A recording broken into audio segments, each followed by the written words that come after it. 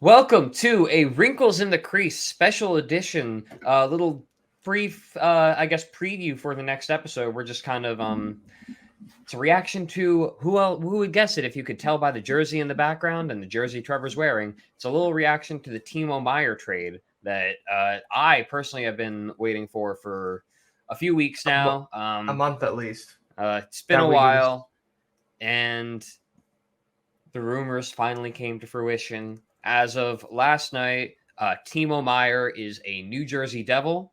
Officially, it took a while to make it official. It took a while to make it official. It took a while to find out the details of the trade, which I think the blue check mark started saying that Timo Meier was a Devil around 5 p.m. I don't know if the details were released or any significant details were released until about 8:45. The full trade, I think, was announced by about 9 p.m.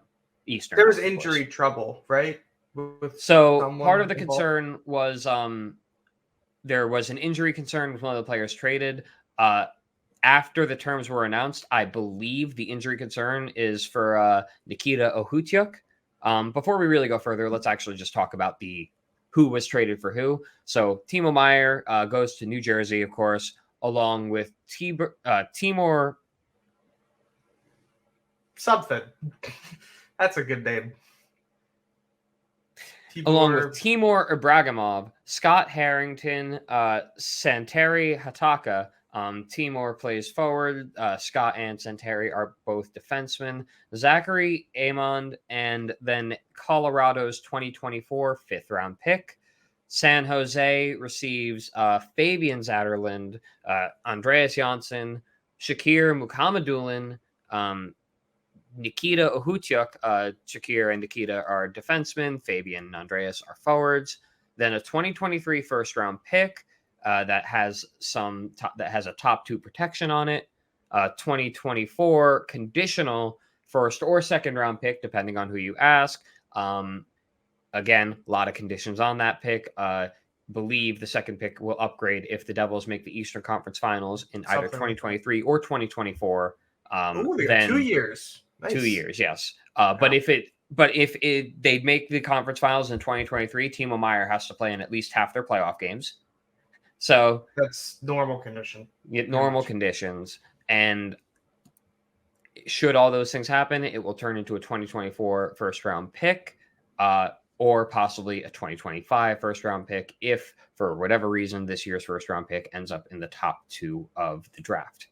Yes. There is also a 2024 seventh round pick going towards San Jose. That really good. That got the trade through that 7th at the end. I mean, I'm sure it did. It mattered to someone. The final asset, yeah. It mattered to someone. It was reported around the 3rd or 4th hour without any news that there was an injury concern that was causing a big holdup for the trade. I do believe that is Nikita Ohutyuk, who has been hurt who hasn't played a game since February 11th. So I believe he is nursing some sort of injury. Of course, with injury concerns, that sent all of Devils Twitter just going absolutely crazy, speculating that, it's got to be Alexander Holtz. It's got to be Mackenzie Blackwood. Well, they were wrong there, fortunately, in my opinion. But even the Blackwood was put on IR this morning, I believe. Yes, Blackwood was put on IR this morning. So what that tells me is they were talking about possibly moving Blackwood, but they just decided, for whatever reason, that is not how the deal fell.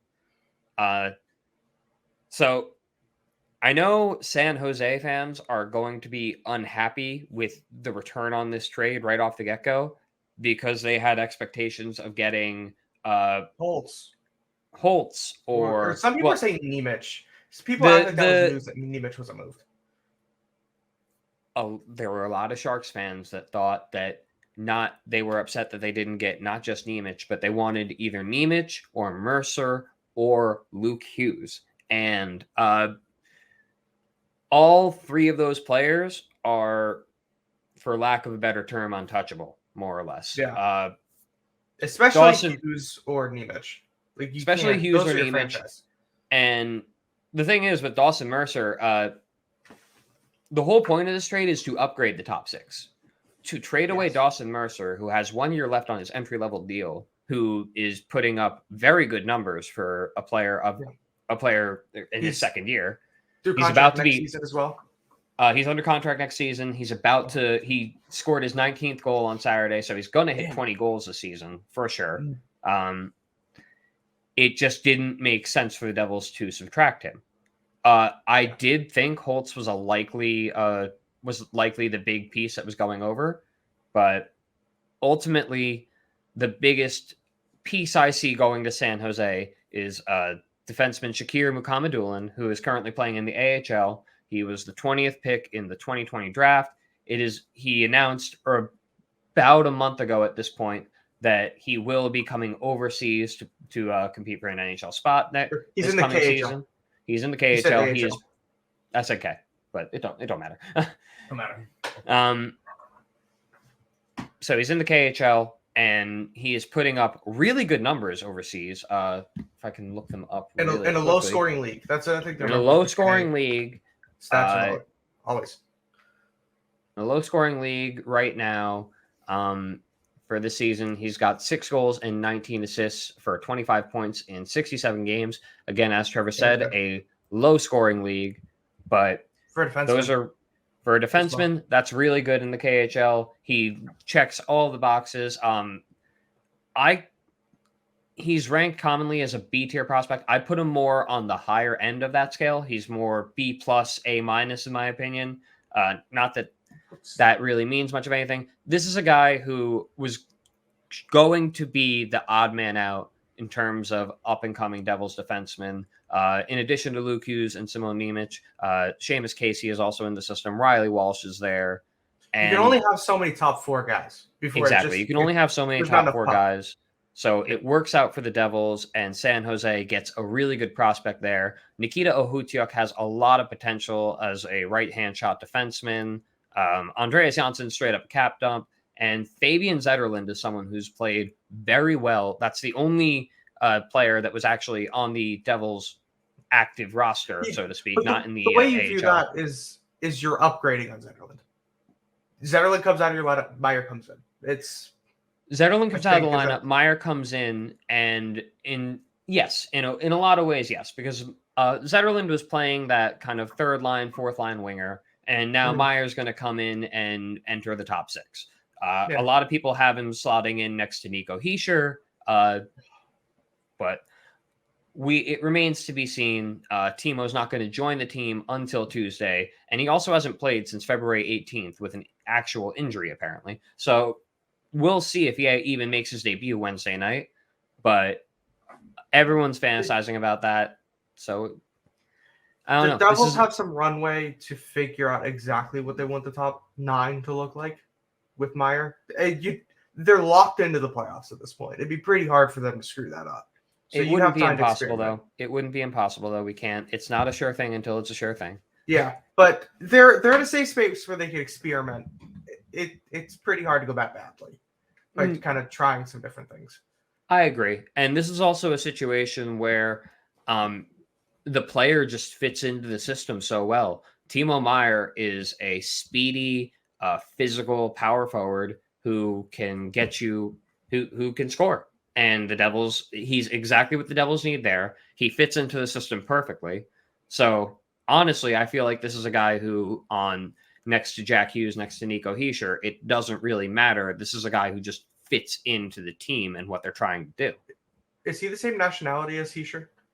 They are both Swiss, yes. Yes, that's the Swiss connection. Yes. It's there. Tom Fitzgerald did mention that, he was talking to Nico Hischier a lot about this. Of course, Timo Meier did confirm last night during his Zoom availability after the trade that he was with some Devils during the All-Star break, as many people spotted on Instagram. This was something that kind of everything hinted like it was towards going it to happen. Yeah.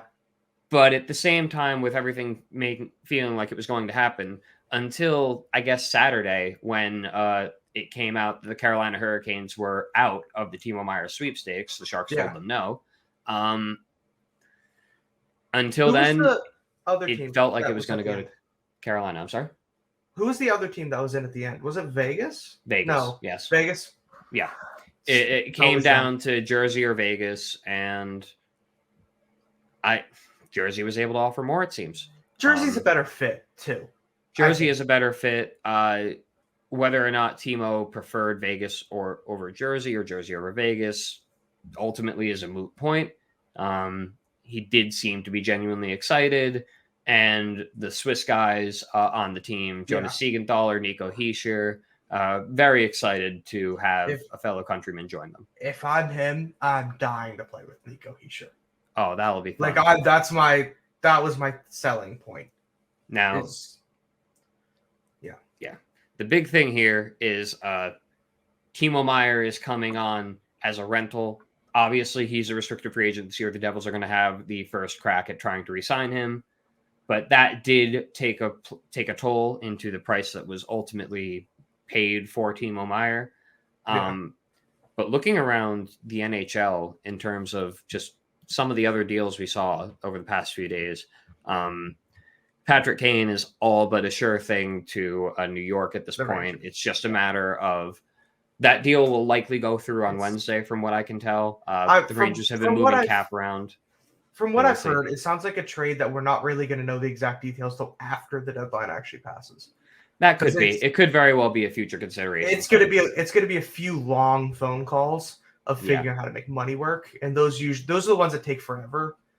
Yes, they are. That's why I have a good feeling that both teams already know what assets are most likely moving, and it's just kind of making all the money work and all the numbers.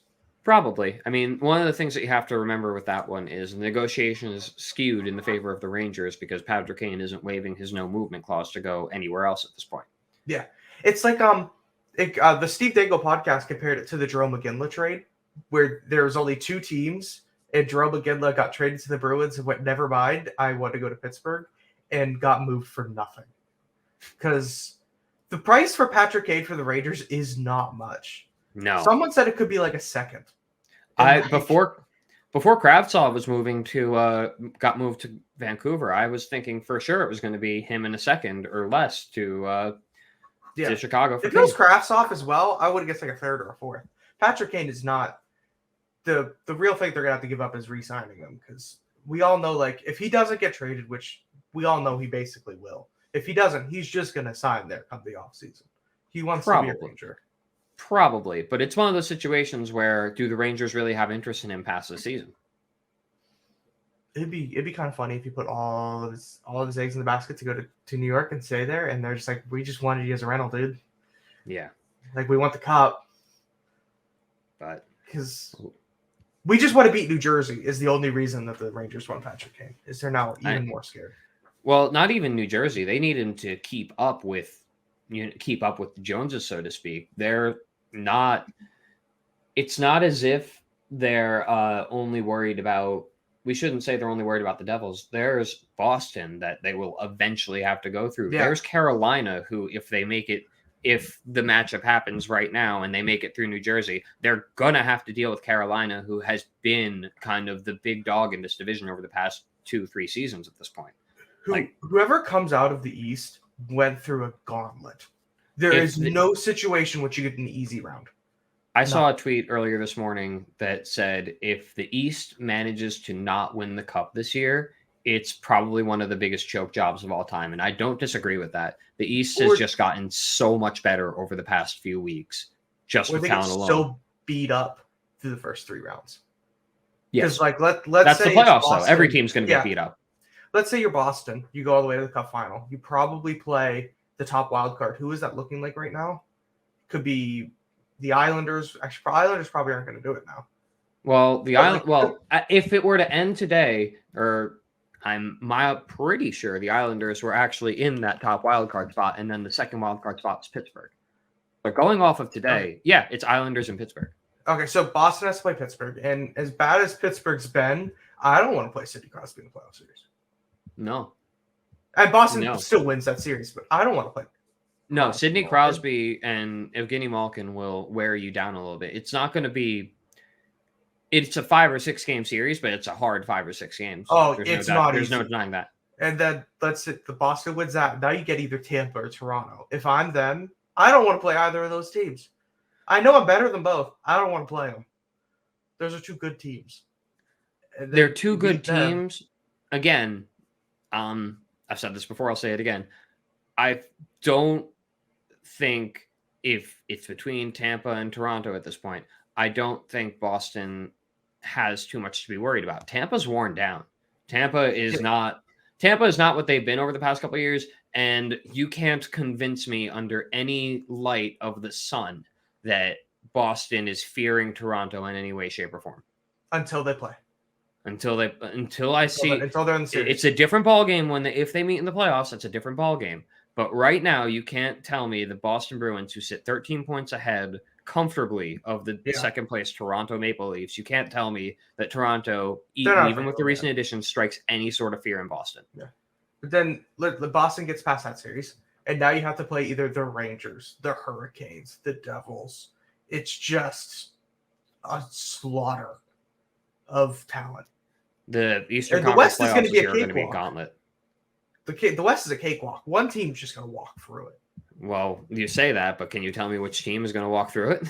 No, I can't. Because exactly for a long time, I thought it was for sure going to be Dallas. Because I don't believe in Colorado this year. I really don't. I don't believe in Edmonton, even though people are saying that. I don't want to play Connor McDavid in a series, but if you can find a way to neutralize or at least calm McDavid and Draisaitl down, you're going to walk over them. You don't want to play Connor McDavid, but Edmonton is a beatable team. Just beat up on their bottom six. That's all you have to do. Exactly. And Edmonton is awful. The team is just not there for Edmonton this year. LA is still weird. They're in second place with a goal differential of -1. They could be dangerous. I don't know why. I get a vibe from them. But I'm telling you, I was thinking the Stars for so long, but they've lost 7 of their last 10 or something like that. Yeah. They're all going to overtime, though. It's all overtime losses. So they're still picking up points, but it's still concerning. And their power play can't score right now. Yeah, no, if they can't win in overtime, you can't win in the playoffs. That's a given. Yeah. But luckily, it's a different form of overtime. That's what Stars fans are kind of keeping their fingers crossed for right now. Yeah, we'll see. It remains to be seen. So excited for the playoffs. But just to put in perspective a little bit, kind of the value going on around the league. On Saturday, the Predators traded Nino Niederreiter to the Jets for just a second-round pick. But then Sunday, they traded Tanner Jeannot to the Tampa Bay Lightning for a first-round pick, conditional in 2025, a second-round pick in 2024, and then a third-round pick in 2023, a fourth-round pick in 2023, and a fifth-round pick in 2023, along with Cal Foote, who is a defenseman. Yes. I think he's with was with Syracuse for the most part this season. He's going to be an NHL defenseman, whether he's there. He's projected to be an NHL defenseman. He's Adam Foote's son, so there's NHL blood, obviously, in his family. But that to me seems just like a massive amount to pay for someone who seems like a depth guy. Please correct me if I'm wrong about Tanner Jeannot. All I'm saying is he's a depth guy. Apparently, someone was talking to a scout in a press box. I don't know who or where, and a scout literally said, "What the actual hell are they doing?" Yeah, so I don't know. At this point, if Tampa, I can't fault. I need to see it before I can really start faulting Tampa for making this move. They've done crazy things like this before. It's always, but they've also done things where, the Chicago Blackhawks should not have traded them Hagel last year. That was absurd. So it was, in a lot of ways, let us help you get to another final. That's all that trade was, more or less. But this trade for me, in the perspective of Tampa, feels like they're hitting the panic button, and I don't like. It's just like we don't have this team can't do this again after this year. They can't. They just need to recover. There's no way around it. It's not like they're old, but they've done this 3 straight seasons, and you're playing 100 games a year, short break, more than that. It takes a toll on the body. Yeah, it takes a toll on the body. Look, And they're a team that rides Vasilevsky, man. Like, their backups do not see a lot of games. They're going to, at this point, they go as far as Vasilevsky carries them. And that's the thing. Vasilevsky can carry them to another Stanley Cup final. He's that good. Pisses me off. Like, it's a good move in the way that it gives them another guy that can help them down the line in the playoffs. And because that's all this trade is. It's just get a guy to help make their bottom six meaner, tougher, better. It's just, the trade is just, like I said, it's Tampa hitting the panic button because they don't have much longer. And this just gives them, it raises the chances just a little bit. And they're willing to throw away so much to make this happen. They were. And in Nashville, David Poile knew that, man. Like, he took him for everything. David Poile setting Barry Trotz up for a lot of success. So again, taking that trade, putting it into perspective, going back to the Timo Meier trade, when you look at what ultimately has been given up, obviously things are very, I'm not going to say very weird around the NHL in terms of what value is being given up, but there is certainly some teams know which teams are in more of a pickle than others, and that's definitely being taken advantage of. This is the year where everyone knows who is selling, who needs to buy. Yeah. And everyone knows that. And so the prices change depending on which team is buying for individual players. And again, no, go ahead. I was going to say, like, look at the Orlov trade. Like, Boston had to give up a good amount, I believe, to get that. And then Gavrikov, who they still want a first plus for Gavrikov. Yarmo, no. Look. So the trade for Orlov was Dmitry Orlov to the Minnesota Wild for a hot second, retaining Minnesota 50% of that salary. Then the Wild traded Orlov to the Bruins for a 2023 fifth-round pick while retaining 25% of his salary.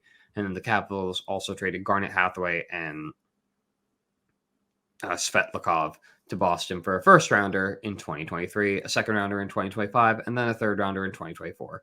Oh, and also Craig Smith. The Blue Jackets are expecting the Orlov haul for just Gavrikov. That's what Yarbo's asking for. He's asking for like a first and a third and then like a prospect for Gavrikov. Yeah, I'm not mediocre defenseman. I'm not seeing it, but we've seen crazier things happen before. I'm sure there will be someone to buy. Someone will. Someone said Pittsburgh. I don't know. That makes sense. Pittsburgh's desperate enough. Pittsburgh needs to do something. They just move something. Do anything. Yeah. Kapanen's gone though, so they got a little bit of money. That's true. So yeah.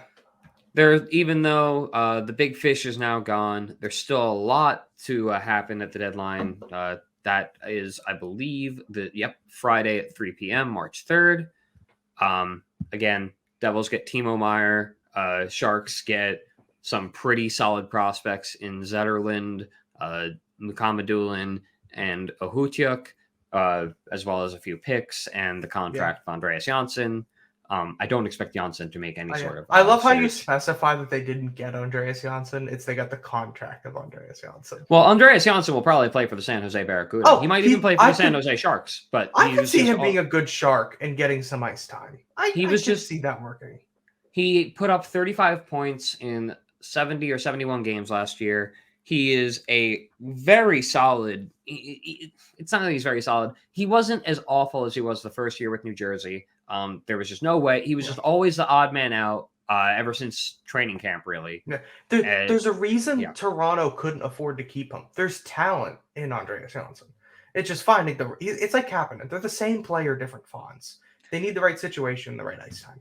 They do. And maybe he'll find that at some point, but not in New Jersey. Not in New Jersey, unfortunately. So that's just a little preview before we record. I believe the next episode we're targeting Wednesday, so that'll be up Thursday or Friday. Yeah. Thanks so much for watching. We'll see you next time. If you have any opinions about what we've said, a lot of it being bad, please let me know in the comments down below. There's so many trades. Oh, no. That was just the most recent one. That was just the most recent one. Yeah. Yeah, because if you look at the doc, I think I've got most of the ones that have happened in the past couple days. I didn't Excuse bother. me, you do not have Dennis Gariana for Evgeny Dadonov. I don't. That You're was right. that happened. That happened. What, like 4 days ago? Excuse me. Here, I'll put that in a. I'm probably just going to. I have nothing to say about that trade. Jonathan and Quick? I've met Dennis Gariana. Oh yeah, he's right there. Never mind.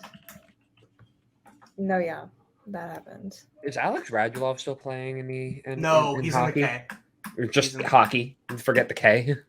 But good. Okay. For what? He's probably chain smoking. Yuri Gurianov, right? Dennis Gurianov. Dennis. Right, Yes. because we're doing really well with remembering athletes from people that went into space. We're doing a really good job of that. I literally don't know who half of these people are. Yuri Gurianov is like the Russian cosmonaut. Cosmonaut. Yes. No, I know who that is. Okay. Like, I'm sorry, you don't know who Sam Lafferty is? Noted Penguins legend. no. Sam Lafferty. I have All I no know idea is who he's that bald. is. And that's I didn't even know. Leafs legend. I didn't even know Shane Goes to Spare was on the Coyotes. Straight up, I didn't had either. no idea. Natasha got the trauma dumping. Welcome to another episode of Wrinkles in the Crease, where we take a look at the stories in hockey and iron out the details. I am your host, Zachary Morgan. I have with me, as always, my co-host, Natasha Gershon, and the less than real deal, Trevor Neal. What is going on, guys? I'm so overwhelmed. It's The answer, that is the wrong answer. That is the wrong answer. The answer is trades. Wrong answer. Trades are what's going on. Trades for everyone. Everyone gets trades. You get a trade. You get a trade. You get a trade. You get a trade. Oh, Arizona gets a trade. Arizona gets 2 trades, actually, but that's beside. Arizona can do whatever the hell they want. Get 2 trades. So yeah, trade deadline is 3 p.m. March 3rd, and over the past weekend, we saw the Timo Meier trade happen, and that seemed to be the catalyst because once that domino fell, everything else started following. Everyone in the NHL went, oh, I need to do everything right. It was like every GM in the league just like went into a room together and just started falling all over each other. They're like, every GM looked like Kyle Dubas holding the 2 phones up for the last 3 or 4 days. Because you know what they full said. Panic. Because you know what they said. They said, "Oh my God, the Devils got Meier. Timo Meier. Now we really need to do this." How do we one up this? And then which is why I think one upped it. It's only appropriate to start with the first. I don't know if it was even the first big name. Everything blends together. But what I have listed first, it's been speculated for weeks since before the Rangers even acquired Vladimir Tarasenko. Patrick Kane is a New York Ranger in exchange for a conditional 2023 second, a 2023 fourth going to Chicago, and he had a nice little pit stop in Arizona so that they could retain 25% of his salary. And the Rangers also sent a 2025 third rounder to Arizona. A lot of people thought that Kravtsov would be going back. He was traded to Vancouver, so that kind of took care of that. Yeah. And my initial reaction to this, and I just have a real quick one because Natasha's going to pop off about this one. I had a similar reaction to this trade that I did the rest of them, is I looked at it and said, that's it.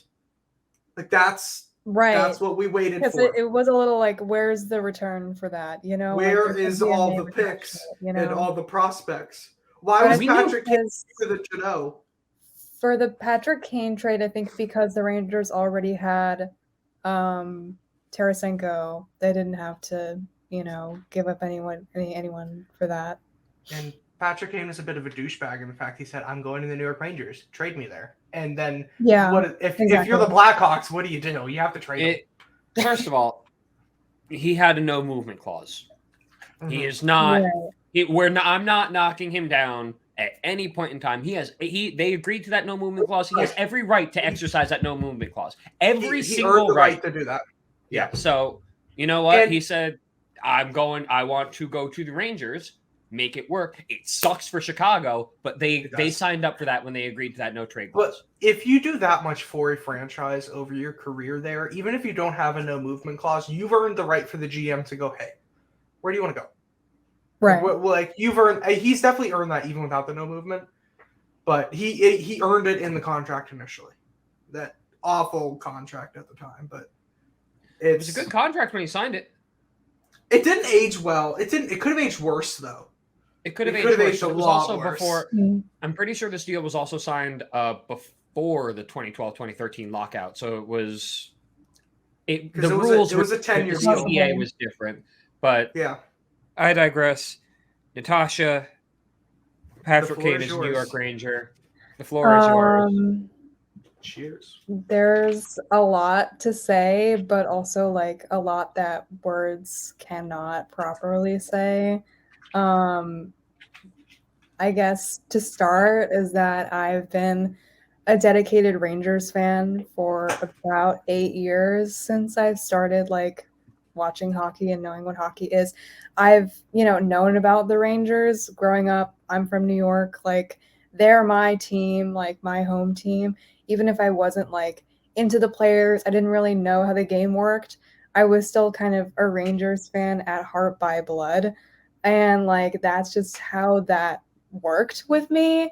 And I always said like I will support this team and the players and just like no matter how many times they disappoint me, because that is what a loyal fan does. But when the Patrick Kane trade rumors, I guess, started circulating, and even way before that, I would like make jokes that like if the Rangers ever got Patrick Kane, like it's over.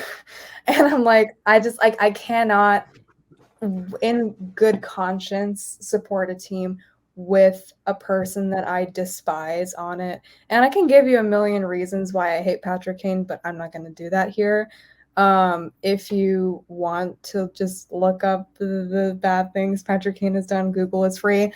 But pretty much, I am obviously very disappointed that the Rangers signed him on, and also just that like, he is gonna, I don't want to say taint the reputation of the Rangers, but just like him being there is not the kind of person that the Rangers need, first of all, and also just as a person, not as a player. Like player aside, I'm talking about personality here and like him as an individual person. The Rangers do not need that. And like the way that we have been working for years and years and years, like there are flaws, of course, in the organization, and there are ways that the Rangers can improve. But we did not need Patrick Kane, and we will never need Patrick Kane. Like that's just my opinion. And overall, yesterday, what I was really, really upset, mainly because I hate to see a person that I don't like and a person that I strongly disrespect and do not want on my team. And he'll be there for I don't know how many like years, but even with that, like I cannot in good conscience support my team with Patrick Kane on that team. And people might call me a fake fan for that, but I'm sticking by my morals. And I cannot just be a hypocrite and say, I'll just keep supporting the Rangers with Patrick Kane on it, because that's just not who I am as a person. And that's just not what I want to support. This goes so much deeper than just the Kyle Beach thing. That like Yeah, it goes way had deeper. problems for a long time. Yes. There's been stories, and you could even make that same exact argument if we know nothing about Kyle Beach. Exactly. You're right. And like that doesn't even scratch the surface. And like honestly. Me and Zach kind of sit more on, since we're not Rangers fans, it's easier for us to look at the business side of the trade and go, Patrick Kane's a good addition to a team trying to win the Stanley Cup. But why'd you get rid of Tony DeAngelo and then sign Patrick Kane? Different scenarios, but if you're going personality and you don't want this person. True. But like we got rid of Tony DeAngelo. But at the same time, Tony DeAngelo was allowed a chance to compete for the Rangers, and he wore out his welcome. So why should Patrick Kane not be allowed that same chance? Now, that's true. He could turn it around. He could be a completely different person than what he was before. Who knows? Now, Natasha, you're not wrong for doing what you're doing. So this is going to date myself, but years ago, when Michael Vick was first released from prison, he was signed by the Philadelphia Eagles. That was his first job right out of that, and it took a while. So my family is from Philly. My uncle specifically is a diehard Sixers fan, diehard Eagles fan, diehard Flyers fan, full Philly sports. Yeah. He stopped supporting. He is a dog person who has bred multiple litters of poodles. Take that what you will. And he stopped supporting the Philadelphia Eagles while Michael Vick was on the team, and he did not start supporting them again until after they had cut ties. Yeah. Mm. I almost did the And- I grew up a diehard Steelers fan. I almost did the same exact thing when they signed Michael Vick. Because my team, like, it's always been ingrained. Like, I don't know how familiar you are with the Steelers, but they've always had their code of conduct that the Rooney family instituted into that team. And when they signed But Ben Michael Vick, I was Roethlisberger like, was their quarterback. that for years.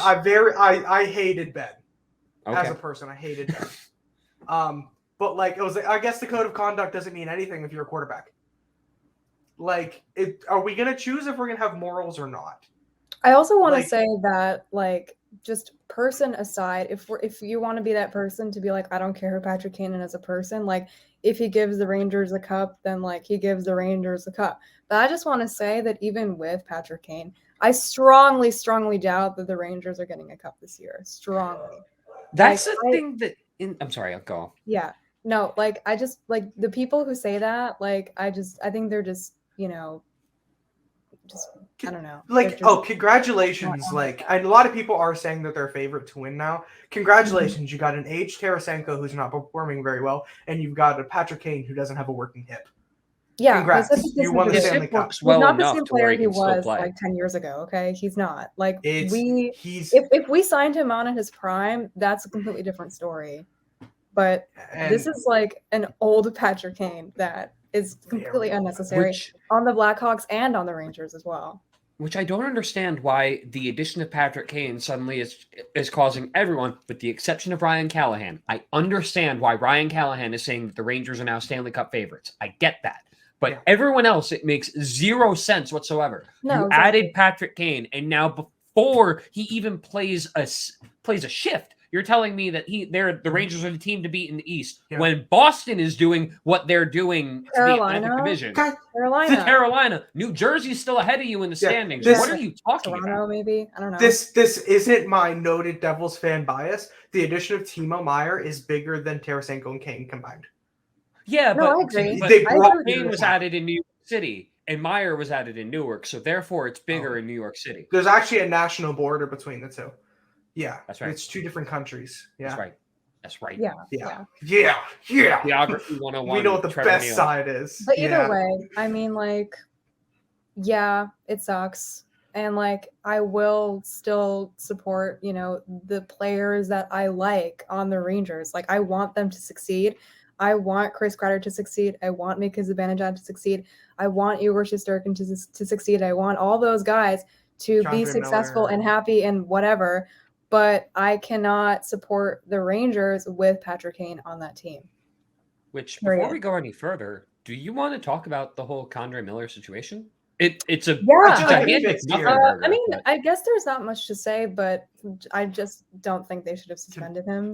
But people are going to be like, he needs consequences, blah, blah, blah. Well, but to give some context, Condre Miller accidentally, I will say accidentally because he said that, and Drew Doughty also confirmed that it was accidentally. Yes, we can say that. On Drew Doughty during the game. I'm not exactly sure when during the game, but it was.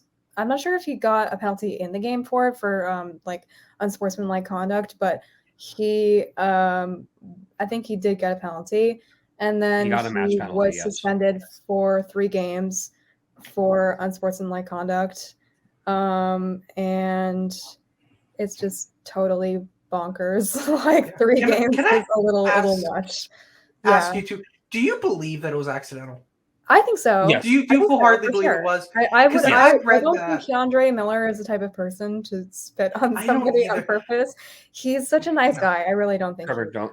If you're going to say the rumor that was going around on Twitter, just don't. It was. I don't know what the rumor is. Okay, so some idiot tweeted out trying to stir up some drama that he thought that, it seems as though Drew Doughty used a slur. And no, that did not happen. Condre Miller, it was a complete accident. Hockey players and are he disgusting. apologized really nicely also afterwards. What I believe, and I'm very much probably wrong here. I have a hard time believing you accidentally spit on a player, but I don't think there's any malicious intent. I think it was just heat of the moment. He just did it and then went, "Oh shit, I shouldn't have done that." I don't think so. And then apologized. Spit like But I all could be over the wrong. place, and it just I might think- have That's true. landed badly. So I think again, hockey know. players just spit during games. Yeah, I will literally like do in it. between Like- shifts. That is what I do. Yeah. I'm gonna be honest with you. It's entirely possible the situation is like, Keandre spit, didn't realize where he was spitting. There's Drew Doughty's face. Yeah. Like honestly, Okay, so it's accidental. I Yeah. still think it's a 3-game suspension. Like, It is 3 gross. games. It I is mean, personally, I don't think there should have been a suspension at all. Because, I mean, if the NHL wants to make an example, quote unquote, and give out suspensions, like maybe 1 would have been enough. But 3 games for an accidental spitting, like, come on. but I the would be problem, content with 2. the problem is we're looking at it in the fact that we've seen violent plays this season that didn't result in suspensions. If they just Yeah, had like a Exactly fair, why they didn't just hand out a 3-game suspension for No. nothing even If- remotely violent, if they knew what their suspension system was, the 3 games wouldn't be a problem. Because we don't want a league where players are being spit on, accidental or not. Just say we understand it's accidental. We still have to suspend you. I just love that we as Go ahead, Zach. I just love that we as a society have come so far where it's more offensive to spit on someone's face than to literally drive your elbow through their face into the boards. That Jacob Trouba can do whatever he wants with his elbow and not get suspended, and Keandre Miller gets 3 games for accidentally spitting on someone. That's why it's I said stupid. That's why it's dumb. That's why it's. Can they both should be suspended? Is that a fair take?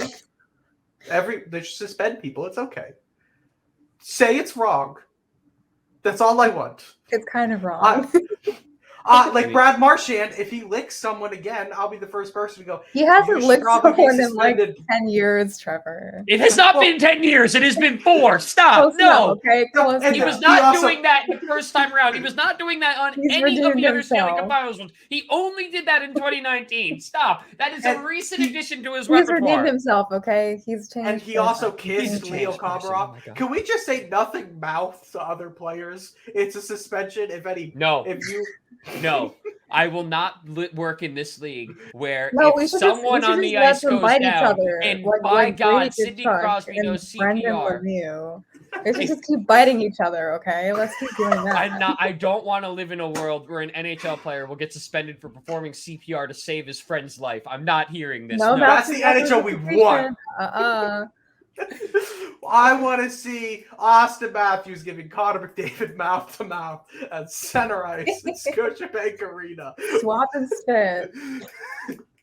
Speaking Guys, of, there's a fan fiction of that. There's a fanfic of that somewhere now. Please I'm don't. just moving right past Please that. don't. Speaking move on. of Please keep going. Scotiabank Arena, the Toronto Maple Leafs were also active in the last few Good days. segue.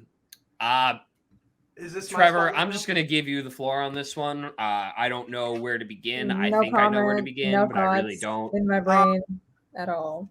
So one of these trades actually hurt a little bit. Is that sad?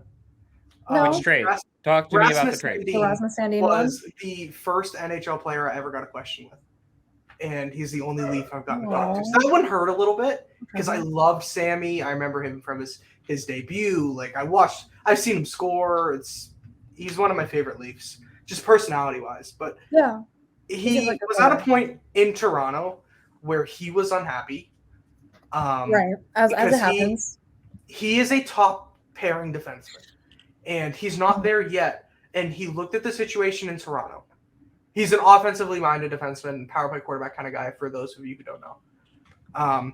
He is a number 1 defenseman who should be on your power play. The problem is he's on a team that has Morgan Riley locked up. And he looked at that situation and went, I can never truly be what I'm going to be for this team. And he was unhappy about it. And in typical Kyle Dubas fashion, he did him right. He got into a better situation where he can get the ice time and get the development he needs. I can't find the quote, but I had read that he kind of delivered a scathing take, but I'm now understanding that was maybe fake on Twitter, where he was saying that he was bitter about Toronto and how he never really got an opportunity. But I'm guessing that was fake. I don't know if that's a proper quote, but from what I've heard, that was something he thought, is that he never really truly got and I don't think he holds out against the Leafs as much as he just kind of short end of the stick situation. I love Sandin. I've said on this podcast, I think Sandin and Liljegren were going to be their first pairing down the road. I said that live, and I thought that until he got traded. But it's a good move. Gustafsson's the guy who's going to help them in the playoffs, and they get a first-round pick because Leafs, before that, did not have one until 2026. Because they traded all of them. Because they traded their first round pick for Ryan O'Reilly this year, if I'm not mistaken, right? Yes, one of the first. Yeah. The other trades, Jake McCabe, that's a good trade. Chicago got completely fleeced. I'll go over it. Jake McCabe at 50% retained, and Sam Lafferty from the Chicago Blackhawks in exchange for a 2025 first, a 2026 second. Thanks for writing that 20. That is a typo. Yes, that is a typo. Threw me off more than it should have. 2026 second, Joey Anderson and Pavel Gogolev. I nailed that pronunciation before you ask. Thank you. Joey Anderson is going to be an NHL player. He probably is right now. The Leafs are so deep, he could not get into their lineup. But he couldn't crack the Devils when the Devils were bad. Are you sure about that? He's come a long way as a Leaf. Every single time he went into the lineup, I was sad when he came back out. He has scoring touch for some reason. This is also a player who, Joey Anderson, within the past few weeks, also did hit the waiver wire and received no claims throughout the NHL. I just want to mention that he's there. It's a very low likelihood.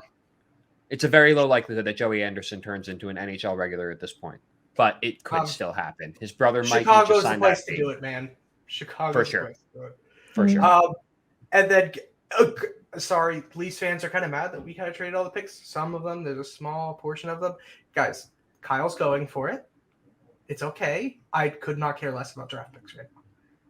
Jake McCabe is going to help you in the playoffs. I believe he signed through next season. So is Sam Lafferty. I watched Sam Lafferty as a Penguin. I really liked him. I was sad when he left Pittsburgh. He is a very good third, fourth line player, probably closer to fourth. If you're going for more of that faster, not grinding kind of fourth line. And Jake McCabe, we've been talking about Jake McCabe to Leafs for all year. I think that part got brought up last season as well. And there's still 2 more Leafs trades. I saw a tweet the morning that, as Kyle Dubas was starting to make all these deals, and he said he woke up this morning with an Adderall prescription, a venti cold brew, and a dream. And he made it happen. And part of that dream included reacquiring Toronto Leafs legend Luke Schenn.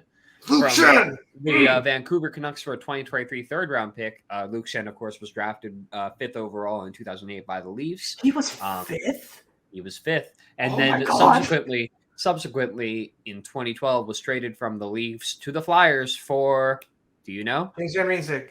James Van Riemsdyk, very good. You're a little proud, aren't you? I was not a Leafs fan. I am very proud of that. I am very proud. That's and then part of that trade was Luke Schenn got to play with his brother Braden in Philly. That was cute for a little bit. It worked. Anyway. And the amount of people that are going to their closets and posting pictures of their old Luke Schenn jerseys is it feels right.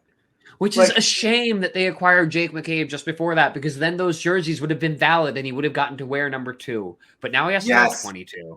No, we have McCabe and Schenn again. We're rebuild. How do we get Max Domi? Let's get Domi in a Leafs jersey again. This is the wrong McCabe, though. No thanks. I know, but it works. Good. Okay. I'm aware. Okay. I can pretend, but I know it's not true. And then they dumped Pierre Engvall for a 2024 third. Pierre just wasn't going to fit. And New York's getting a good player out of Pierre. He's just all right. He's just a third liner. That sounds like a good fit for the Islanders. Just all right. Yeah, Let's go. He loves just all right. He has stone hands. He doesn't have much of a scoring touch. He's perfect for the Islanders. And he does have facial hair though. Oh no! Oh, so we'll see a clean-shaven pick during that rule's not getting broken. He's going to be clean-shaven for the next practice. He's European too. Lou's not going to have it. It's already shaved. Yeah. It was you know what? The trade was announced, and he went to the bathroom and immediately picked up. In Seattle, because Leafs were in Seattle when it happened.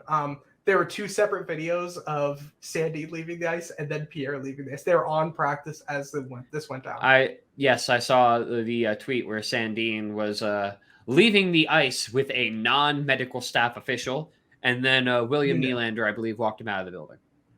Yeah, so Nylander was very close with. Nylander was very close with both of them. They're all Swedes. Him and Sandin were best friends. They did look really. They were very close. And so him and Pierre is, this is a little off topic, but Pierre in every single Leafs picture somehow finds a way to have a shirt off in them. Even in the All or Nothing documentary that they made, Pierre managed to take his shirt off in every group picture, and you can tell he's flexing. I'm not mad about this. Pierre is ripped, though. So real. I am not mad about this. Zach just pulled up pictures. Pierre Engvall is ripped, man. Pierre Engvall shirtless. Enter. We all now have lock screens. But yeah, I'm okay with Pierre Engvall's need to take off his shirt. Zach it approves. looks kind of like that Chad meme, like the jawline. Yes. He's got it's the jawline for me. Natasha knows it's the jawline. Sharp jawline, yeah. And the cheekbones. But one thing that I think I know, Zach, you aren't the biggest fan of Kyle Dubas and his work, which you have to respect Dubas for. And I'm not saying this to you directly. I'm just broadly saying it and just throwing you in the dumpster. You're throwing me directly under the bus. Yes. In front of you. Yes. Kyle Dubas will always do right by his players. Always. If you come over and you do not, and there's talent there, but it just doesn't work, he will trade you to a situation that makes it better. He has never screwed over a player. No, he's definitely That's true. He's definitely different from the creation of Roby Island. Definitely. Look at Barabanov from San Jose. He was not going to make the Leafs roster. Kyle sat down and said, "We're going to move you if you want to make sure that you have a chance at the NHL because you won't have it here." Now he's very good with the Sharks. And they've done this with quite a few players of, we bring you over, you're talented, we bring you into North America, help you get on North American ice, and then ship you out. And what it does for the Leafs is it brings them in assets. They're happy with it. I think Kyle Dubas has a very good reputation among the NHL. I really believe that. Especially with the Chicago Blackhawks. He loves trading with them. I do think he's got St. Louis. I do agree. He's definitely got a good reputation on the NHL, and he's definitely seen as a guy who as much of a, if there can be a player's GM, if that can be a thing, like a player's coach, I would agree that Kyle Dubas is 100% that. Kyle Dubas has never been general manager of an NHL team without a player younger. Every team he has been the GM of has a player older than him. Mark Giordano. He's like 12, so. Yeah, he is even standing next to him, I'm like, dude, are you 15 with a beard? Kyle Dubas is 37 years old. He doesn't look he looks mid-20s. He does. With his 2 cell phones. He's very tech savvy, very computer savvy. And I think players like him. He's a nice guy. Only 2 cell phones. Come on, he's got to work those stats up. You got to he's get got your BlackBerry. He's got iPhone. Yeah, you got to up it to once you get the 3, 4, 5, 6 phones. That's when you can talk it. Do have to be BlackBerries. Do you remember the old NHL games in GM mode where you can unlock the multiple phones? Kyle Dubas took that really seriously. Right yeah. He's up to 6 BlackBerries on his office. Good for him.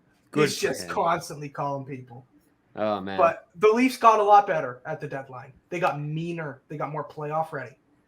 And it's the first time that I have real confidence they did a good job of that. They still might lose in the first round. But my biggest thing against Kyle Dubas has been that he always seems to be conservative to a fault. There's a big move that he needs to make or should make, and it doesn't happen. This year, he's been balls to the wall, man. He went balls to the walls by getting. It started with Ryan O'Reilly. Getting Jake McCabe is a slam dunk for them. Honestly, getting a first-round pick back, I know it's Boston's first-round pick. The likelihood is it's going to be late 20s. He's going to deal it anyway. He's trading on the draft floor. It's what he does.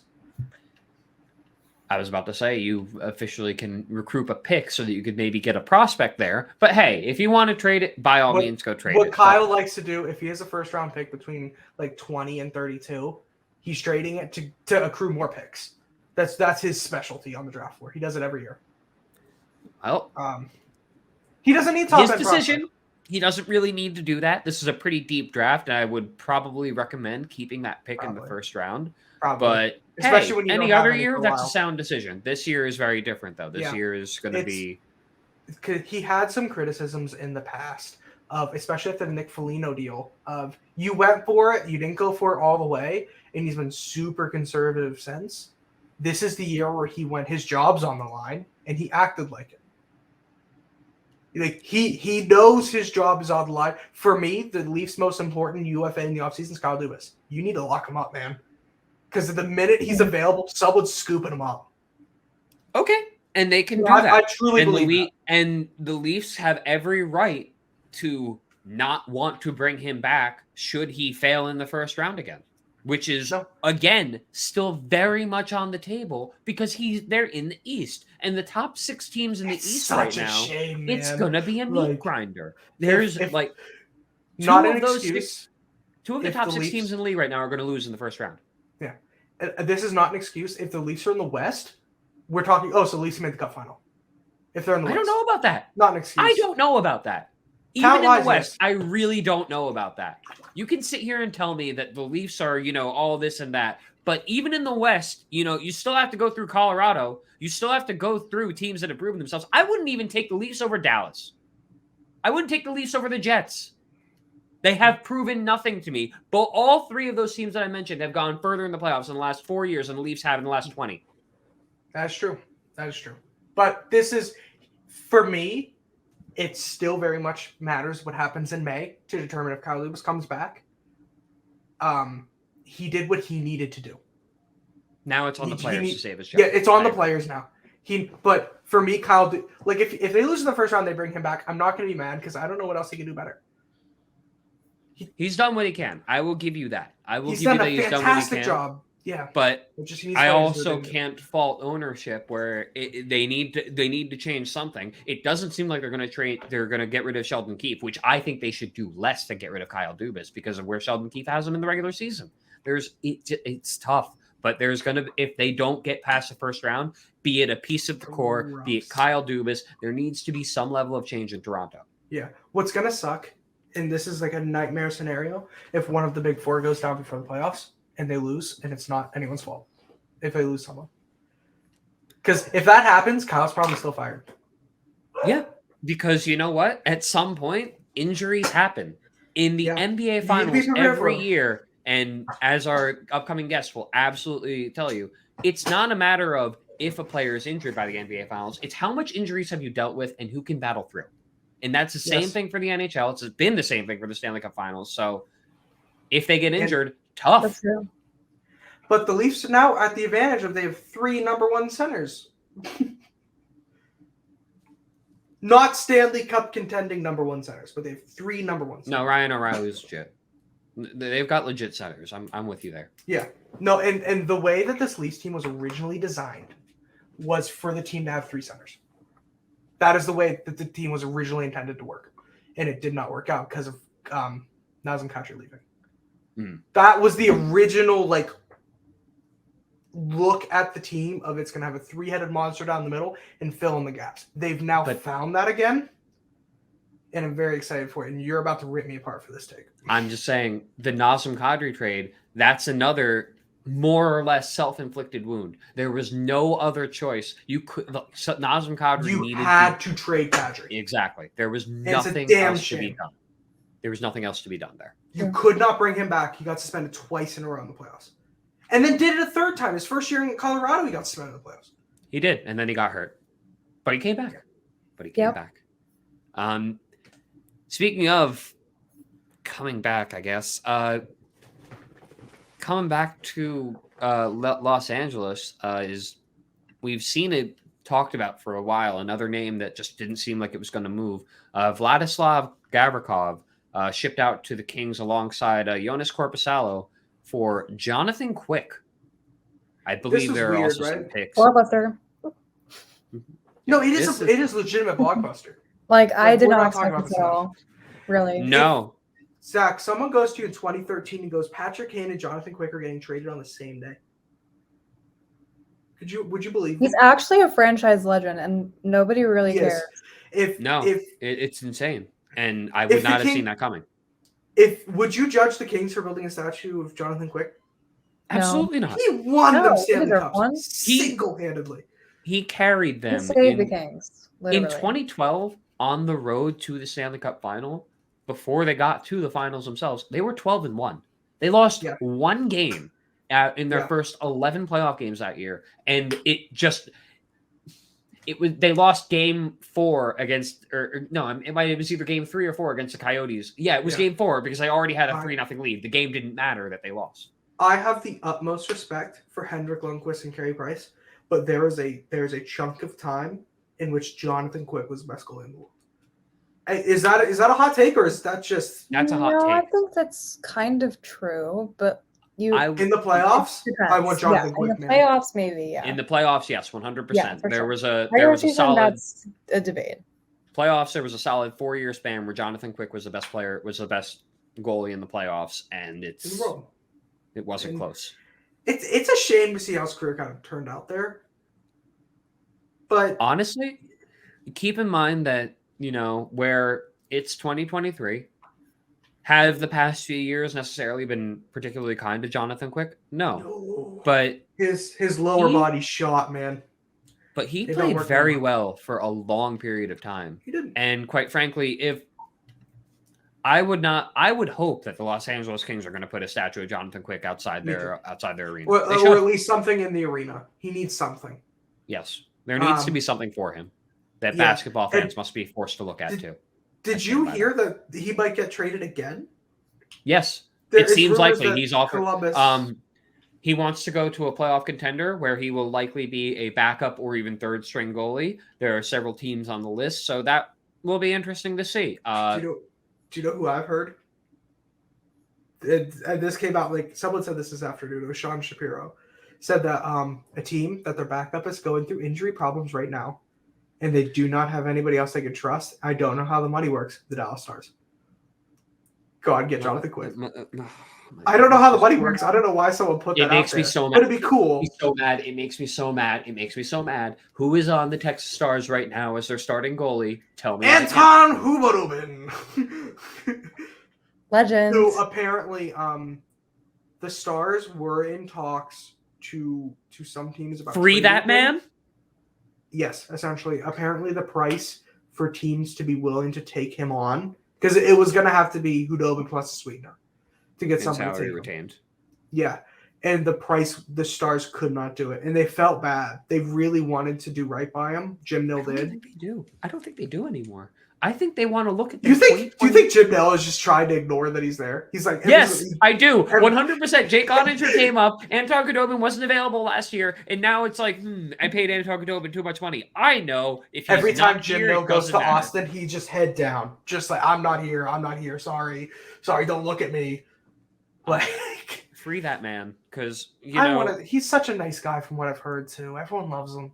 Like who went to the Stanley Cup final in 2020? It was Dallas. Who was their starting goalie throughout the entirety of the playoffs? Because Ben Bishop had the durability of wet tissue paper. Oh, Anton Khudobin.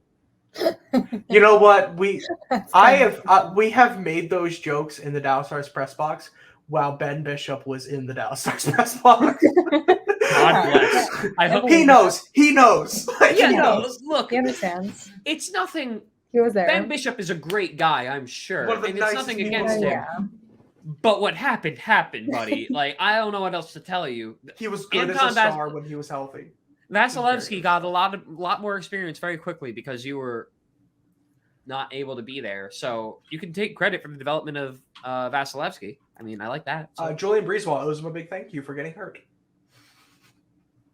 As bad as it sounds, yeah. Him going down the Eastern Conference Final catapulted Andrei Vasilevsky into the starting role. And he never looked back. On the Columbus side of things, Korpisalo isn't a name that I really expected to see moved at all either, in addition to Quick. Hasn't he been awful?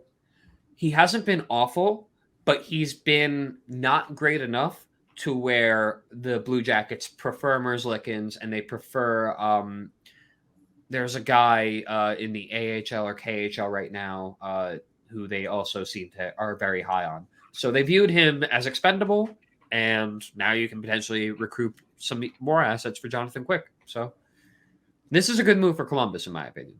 And they get rid. I think it's a good move on Gavin. everybody's part. It's Yeah. a good move on everybody's part. It's rare that you could say that about a trade, but everyone wins. Everyone's happy. Jonathan Quick's probably happy. He has a chance to go get a. He'll Stanley be Cup. happy when everything is said and done. If he Yes. ends up in Columbus, I don't think he will be happy. But I think if they It's also last year of his deal, so he could go do something in the offseason. Or he could retire.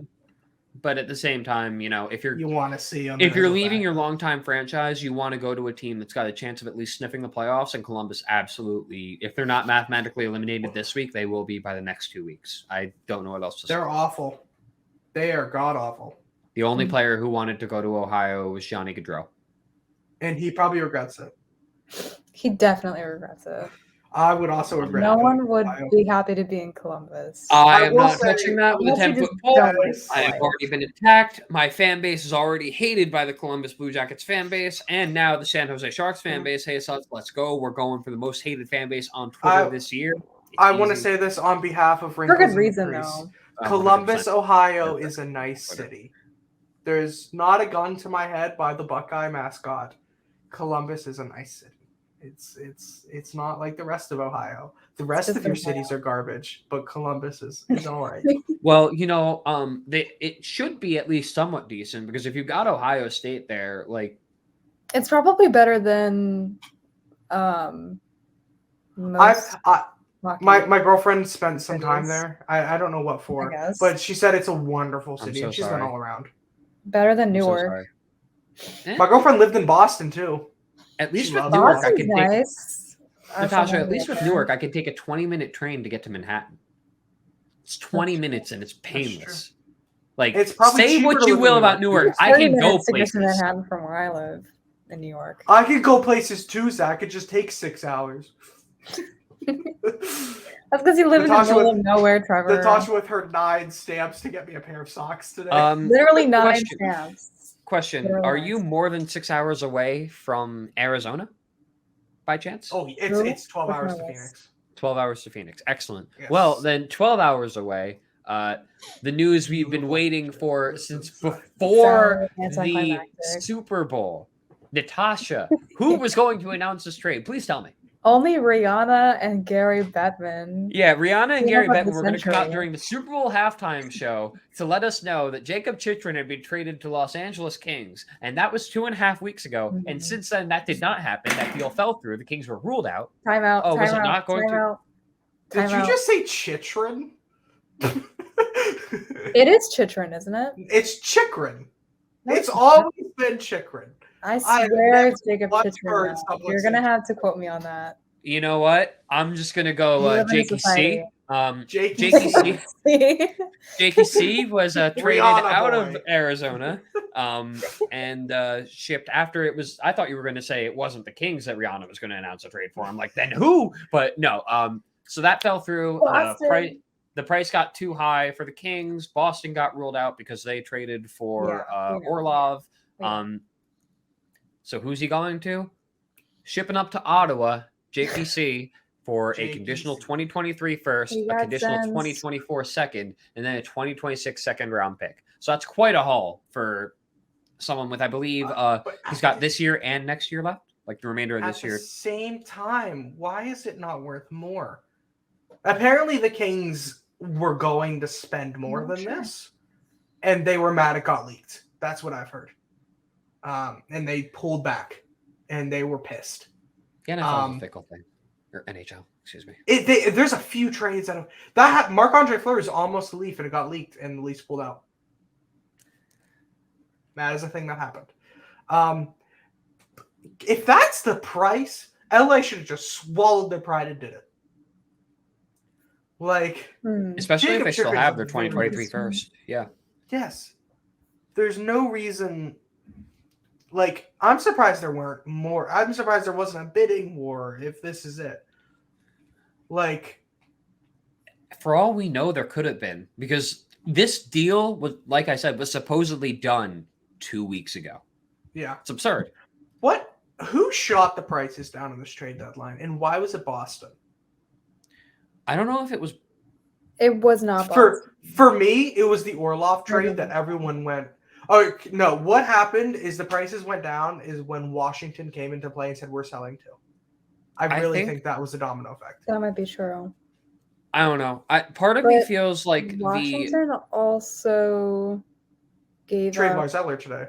Lars Eller, yeah, for a third to Colorado. Yeah, that's a good pick. But apparently, the price for Gavrikov was going to be a first, a third plus. And then the Bruins were going to do it.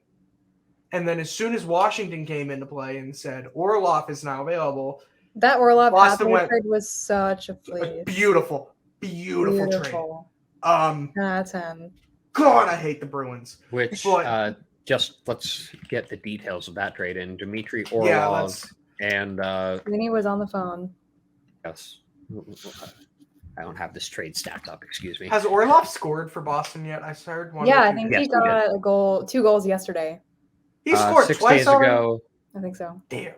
6 days ago, the Capitals sent Dmitry Orlov and Garnet Hathaway to Bruins for Craig Smith, a 2023 first, a 2024 third, and a 2025 second. Minnesota also received a 2023 fifth to retain 50% of Orlov's salary, and the rights to Andrei Svetlikov also went to Boston. So as soon as Washington came in and said, hey, they looked at the playoff picture and went, we're not competitive, and said, let's start selling people, the price for everything went down. I really think that's what happened. I think Tampa really skewed the market, to be honest with you. What the hell happened with Tanner Jeannot?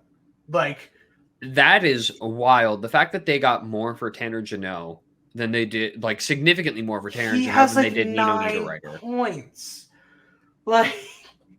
And they traded an entire draft to get him.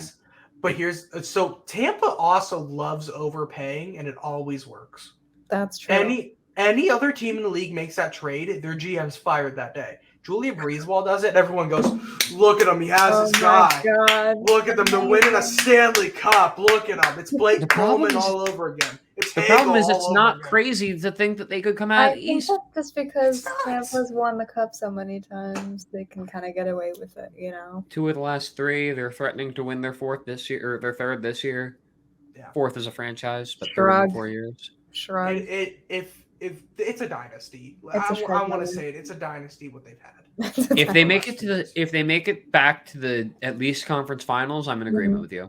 I mean, quite frankly, we already should be in agreement with you, because keep in mind this team made the Stanley Cup Finals as early as 2015. If they get bounced in the first round and they make even the second or third round next year, it's still a dynasty to me. Mm-hmm. What they've done is impeccable. They've built a perfect hockey team over the last few years. Aside from what happened in 2019, yes. That was a blunder. As much as I don't like Tampa, they're a very impressive team. And you have to needed to go through 2019 in order to win. Yes, that built them. Columbus created a monster by beating them. That was... The prices have been so skewed in this deadline. No one's been sold for what we originally thought they were going to be for. No. No. Even the Devils. The Devils got Timo Meier for cheap. The Devils got Timo Meier without having to give up an A-tier prospect. That is huge. They didn't have to give up Dawson Mercer. They didn't have to give up Simone Nemec. They didn't have to give up Seamus Casey even. And, of course, they didn't have to give up Luke Hughes, who, quite frankly, if you thought that Luke Hughes was at all on the table, you don't follow the Devils close enough. You don't follow the Devils closely, because they're... In no way, shape, or form was Luke Hughes anywhere near the table. Forget on the table. The Devils did manage to get this off. The Sharks got some pretty good pieces, though. Shakir Mukhamadullin is going to be a very good defenseman when he comes over, and he is coming over this summer. Fabian Zetterlund has a ton of upside. I mean, even Andreas Janssen was playing pretty well. Just let him play in the NHL. He's fast.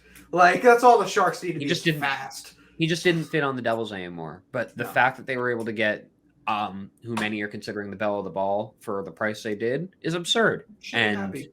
I'm very happy about it, actually. Yeah, I'm very happy.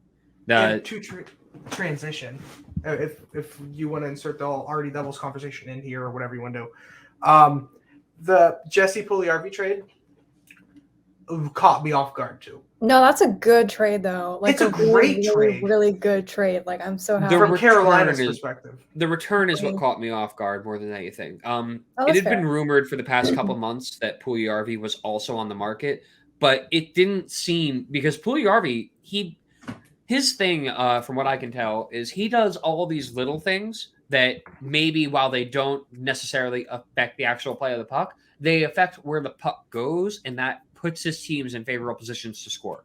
Like there was a clip I saw where he was battling for the puck. The puck then bounces perfectly into the lap of probably, I think, Ryan Nugent-Hopkins, who goes on the breakaway and just puts it in very easily. Why did the Devils or why did the Oilers hate him?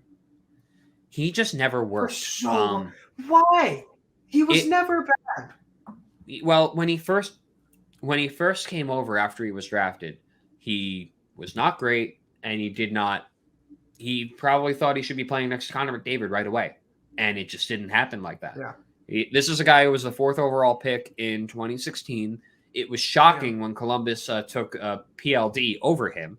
And is there personality problems? There's got to be something. There were. I mean, this is a guy who partway through left the Oilers straight up to either play in Finland or Russia. I think Finland. And then he eventually came back and started playing well. It was never really a good fit. The fact that the move happened isn't surprising. The return is. For me, it's just weird that a team that struggles with depth is trading a winger. Like, he's what they need. But, like, if you really hate the guy, you got to move him. But, like, it feels like this relationship was just... This is such a weird situation the whole way through it. Natasha, wrong answers only. Why do the Edmonton Oilers hate Connor McDavid? Because he hasn't won an Academy Award. That's what we're going with? He needs to follow the Kobe Bryant footsteps. He needs an Oscar. Yeah. I love that. Why do the Oilers hate My conspiracy theory is that Connor McDavid actually has a body double for interviews. He can't waste his precious energy talking to the media. No, he needs a whole second person. He needs a second person. Connor McDavid only does 2 things. He skates and he sits in an ice bath. Everything else is done by a body double. He doesn't eat. He uses photosynthesis to get energy. They're on the Oilers team plane. There's an ice bath in which he sits in a little cocoon. And they like pick it up like a forklift, complete with sunlight, so that he can get his precious light to turn into energy. Yes. If you see Connor McDavid not on the ice, it's a body double. Exactly. It's an actor, paid actor. He goes from ice cocoon pod to ice, nothing in between. If he's not touching ice, he starts having a panic attack. Which is why it was so shocking when the body double was caught out in Edmonton and he thought he was safe. And then, someone yells, "Hey, Connor," and he just turns around with that dumb look on his face. Like, oh my God, I wasn't expecting this. That was actually the body double and his wife. That was the body job. Yes, that was the body double. That makes so much sense. That's why he was shocked to be called Connor, because he was off the job. He thought he was clear. Yeah. Connor McDavid, it can't cheat on his significant other because she's not real. The Oilers made her up to make him seem more relatable. No. This is it. Connor McDavid is actually like in a Truman Show type situation where everyone is just a paid actor and he's the only real person. Why are we painting such a bleak reality for Connor McDavid? Why is so boring? Why is everything that we suggest about him suggest that Connor McDavid is this person who is under duress and trapped because he knows how to play hockey very well? When are we going to free Connor McDavid the way they freed Andrew Luck? Oh my God. Okay. Connor McDavid is in the Truman Show, is what we've learned. The NHL is the soundstage. So we also did manage to move on from the Coyotes without going over another trade. It's not as big of a trade. But Shane Gostisbehere, Coyotes legend Shane Gostisbehere, I'll give you 50 Really? points if you can tell if anyone knew he was actually on the Coyotes that's in this room. I will For a personally 2026 send third you rounder. a video telling I how did cool not know you are he if you could was tell me on what the number Coyotes. Shane Gostisbehere wore as a Coyote. Oh, it was 53. 53 was his number. Shit. I'm not sending the video now. I'm sorry. Well, hold on. Let me see his Coyotes jersey, because that was his number in Philly. Oh, damn! Oh, am I safe? Am I safe? You're safe. Oh, hell yeah! Somehow. Thank goodness. Huh. Yeah. Did anyone know that Shane Gostisbehere played for the Coyotes? Anyone? No. Yeah, I thought he was still with Philly, man. No, I thought he was in Columbus, because he went from Philly to Columbus. And I don't even remember him being in Columbus. Did he sure play a game there? Yeah, he did. Yeah, no, he didn't. No, he didn't. He was straight. Okay. I'm thinking of someone else. No, Okay. I don't know what he went from. Don't tell me I'm that stupid. No. He was traded to. He was traded to Arizona in July of 2021. So. Oh my god, that was so long ago. Oh wow. Yeah. He's been there a while. I don't know who. There was a Flyers defenseman who was traded to Columbus that I'm thinking of. Yeah, maybe I'm thinking of Jake Voracek. I don't know. Anyway, interesting move. Canes get depth on defense there. Good guy who can still move the puck. Obviously, no one's really as high on him as they were during his rookie season, but he was supposed to be special, man. Well, holes in his game got exposed very quickly. He is special just in the offensive zone. And he got exposed in the same way that PK Subban got exposed, but PK Subban has like 6 years of being one of the best defensemen in the NHL before that happened. Yeah. If you can protect Shane Gostisbehere, he's a very valuable asset, especially to a team like Carolina. Yep. He could be nasty come playoff time. He very well could be. Yeah. And to round it out, I think this is the last trade that we have to talk about. We're going to talk about it. The Stars and Canadiens make a quick trade. Evgeny Dadonov for Denis Gurianov. Gurianov was another rumored big target.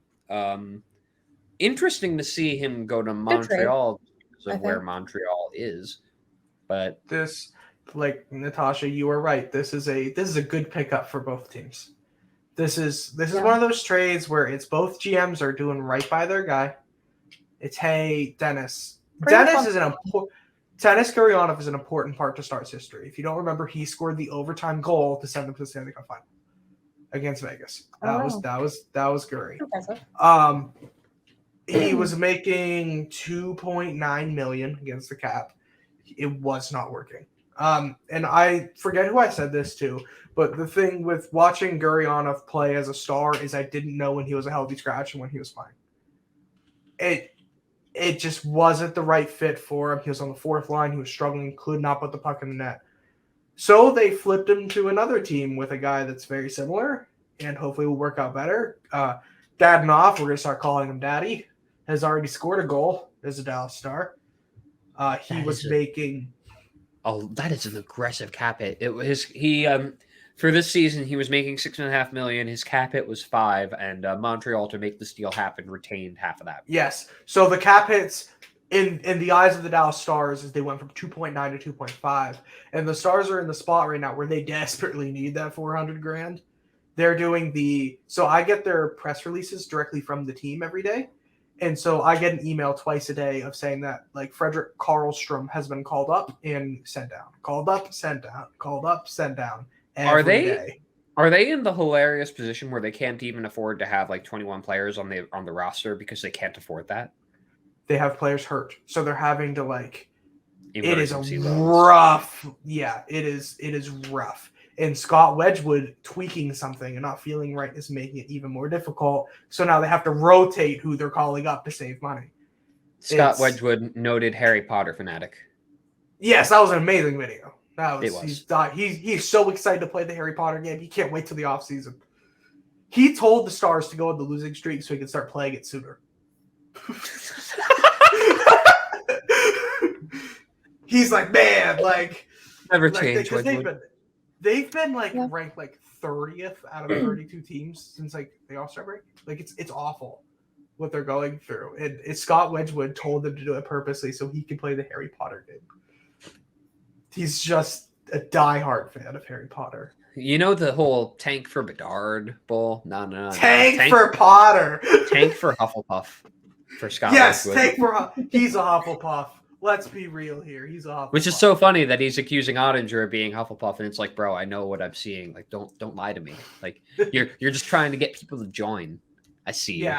Yeah. Scott Wedgwood, one of the most likable guys in the league. I seriously believe that. Well, seeing as how we are in Texas, let me Yeehaw! just quickly see. Yeah. I can't unmute you. You have to unmute yourself. Oh, Hickey. Sorry, I don't know what those doohickeys over here. I'm sorry. You run your own damn podcast on the platform. Anyway, please welcome, while we're in Texas, please welcome BackSportsPage, basketball guy, social media legend, Jeremy Gretzer. Welcome. Oh my God, I was called a legend. Oh my God. Yes. Oof. So Yeah, no pressure. For anyone unaware, Jeremy had to sit through in the waiting room in our podcast format, just listening to us BS about the trade deadline because he does not know a single thing about the National Hockey League. I will say though that if I were that guy's position, I would definitely make the team lose games to play Harry Potter. Oh, 100%. Jeremy Gretzer, noted Scott Wedgwood fan. I swear to God, he's my number one fan now. Like not number one. I'm his number one fan. Like I'm now his number one fan now, ever since he's like, this guy Scott whatever loves Harry Potter, and I'm like, yeah. he's my I identify with him. Oh my God, yeah, dude, I already identify with him. I can't play the game either. I have like no time to play games. So yeah, Jeremy's favorite player in the NHL is the backup goaltender for the Dallas Stars. Oh, dude, he's a backup too, even better. Ooh. Yeah. The only So relatable. He's my Anderson Varejao. I love it. The only thing Scott Wedgwood did wrong in his career is he lost the battle to be the Devils' backup in 16-17 to Keith Kincaid, or 17-18. He was playing Pokemon Go back then, so like Pokemon Go. It was a whole thing. He was fresh out of. I don't think he went to college. Dude, everyone was playing Pokemon Go. I would understand if you wanted to quit your career and get cut from a team because you keep playing Pokemon Go. You're too busy playing that, so I would totally understand. He only played in arenas that had Pokestops. My God. That's a good idea. If the arenas was next to a Pokestop, that would be my like pregame game. He sat there with it in his glove on the bench, just swiping. Yeah, I would just be like playing it while I'm being interviewed. And I'm like, sorry, Pokestop. Ooh, a Charmander. I have an idea. So we've talked a lot. There are some rumors out there. People want NHL teams to move. People want more NHL expansion. What if we chose the next NHL team destination by taking a look at the number of Pokestops in each city? What if we did that? Ooh. Would Houston have a chance? Yeah, I think so. Maybe in 2017. Well, they still didn't have a hockey team until after 2013. That I do know. Yeah, they had an AHL team for a while. Yeah, dude, they were good. I actually just best did a little bit logo of in the history of hockey. Yeah, I like the logo. I just looked on my tabs here. I did like a little bit of a crash course on the Houston Aeros a little bit. Houston Aeros. You're Aeros. doing research. I had a little bit of research. Let me tell you guys something that's bullshit. So I don't know, Trevor, if you know Tillman Fertitta, owner of the Houston Rockets. I know nothing he about is the a National scumbag. So Tillman Fertitta is the owner of the Houston Rockets. He also has a part ownership of the Toyota Center. And I think he's owned the Houston Rockets for like at least 10 years now. And on the tail end of the Aeros career, you can fact check me on this. They were sharing the arena with the Houston Rockets until 2013. But the reason why they couldn't relocate, I guess, is because they didn't have enough funds. And also the owner of the Houston Rockets and Toyota Center made them want to pay 550% more of the rent, or goodbye. That sounds like a bitch. Goodbye. Like, because the thing is, from what I've heard, the Houston Aeros did well attendance-wise. They did really well. They really did. And they looked cool. And they'd be the perfect AHL team for Dallas. But yeah. But you know who's getting the next NHL team? Houston, Texas. I'm calling it. I mean, Zach, that you're would be so cool. against it. That would be cool. I mean, I would Here- probably revisit. so it's not my first choice, but I think it Yes. has more merit than, say, Quebec City or There's more definitely money in Atlanta. Houston. Why, or Kansas City, in the sense that why try something that has not worked in the past when you can, in theory, try something new? And even for the AHL team to be in the top 10 of attendance for an AHL franchise, that's not an easy thing to Hard do. to do. It's a very hard sell to these communities because it's not like a lot of these guys are going to be staying there forever. It's a lot of No. a lot of the time it's who's developing and kind of figure it Yeah. out from there. There's no players to root for in the AHL. So the fact that they were able to be consistently at the top of attendance, Houston can support a hockey team easily. They've proved it. Yeah. It's just I they were agree. robbed of it. We could Trevor- also get to the topic that Atlanta did too, but So if I'm wrong about this, did know. the Houston Aeros attendance change when the Texans became a team in like 2002? So, they were good until they left, attendance wise. Okay. Were. Okay. Yeah. So I think ethically you should pick a city to where it needs more sports teams. But I'm just saying. Because we have football, baseball, and basketball. Actually, we don't have WNBA anymore. The Houston Comets were also. How did they let the Houston Comets go? They were good. They were solid. That's the original solid. WA. That's the original WA dynasty. How do you let that fall apart? Attendance, the fact that the tickets were really cheap, dude. My entire summer camp went to a Houston Comets game, and the place was owned by some guy who was very cheap.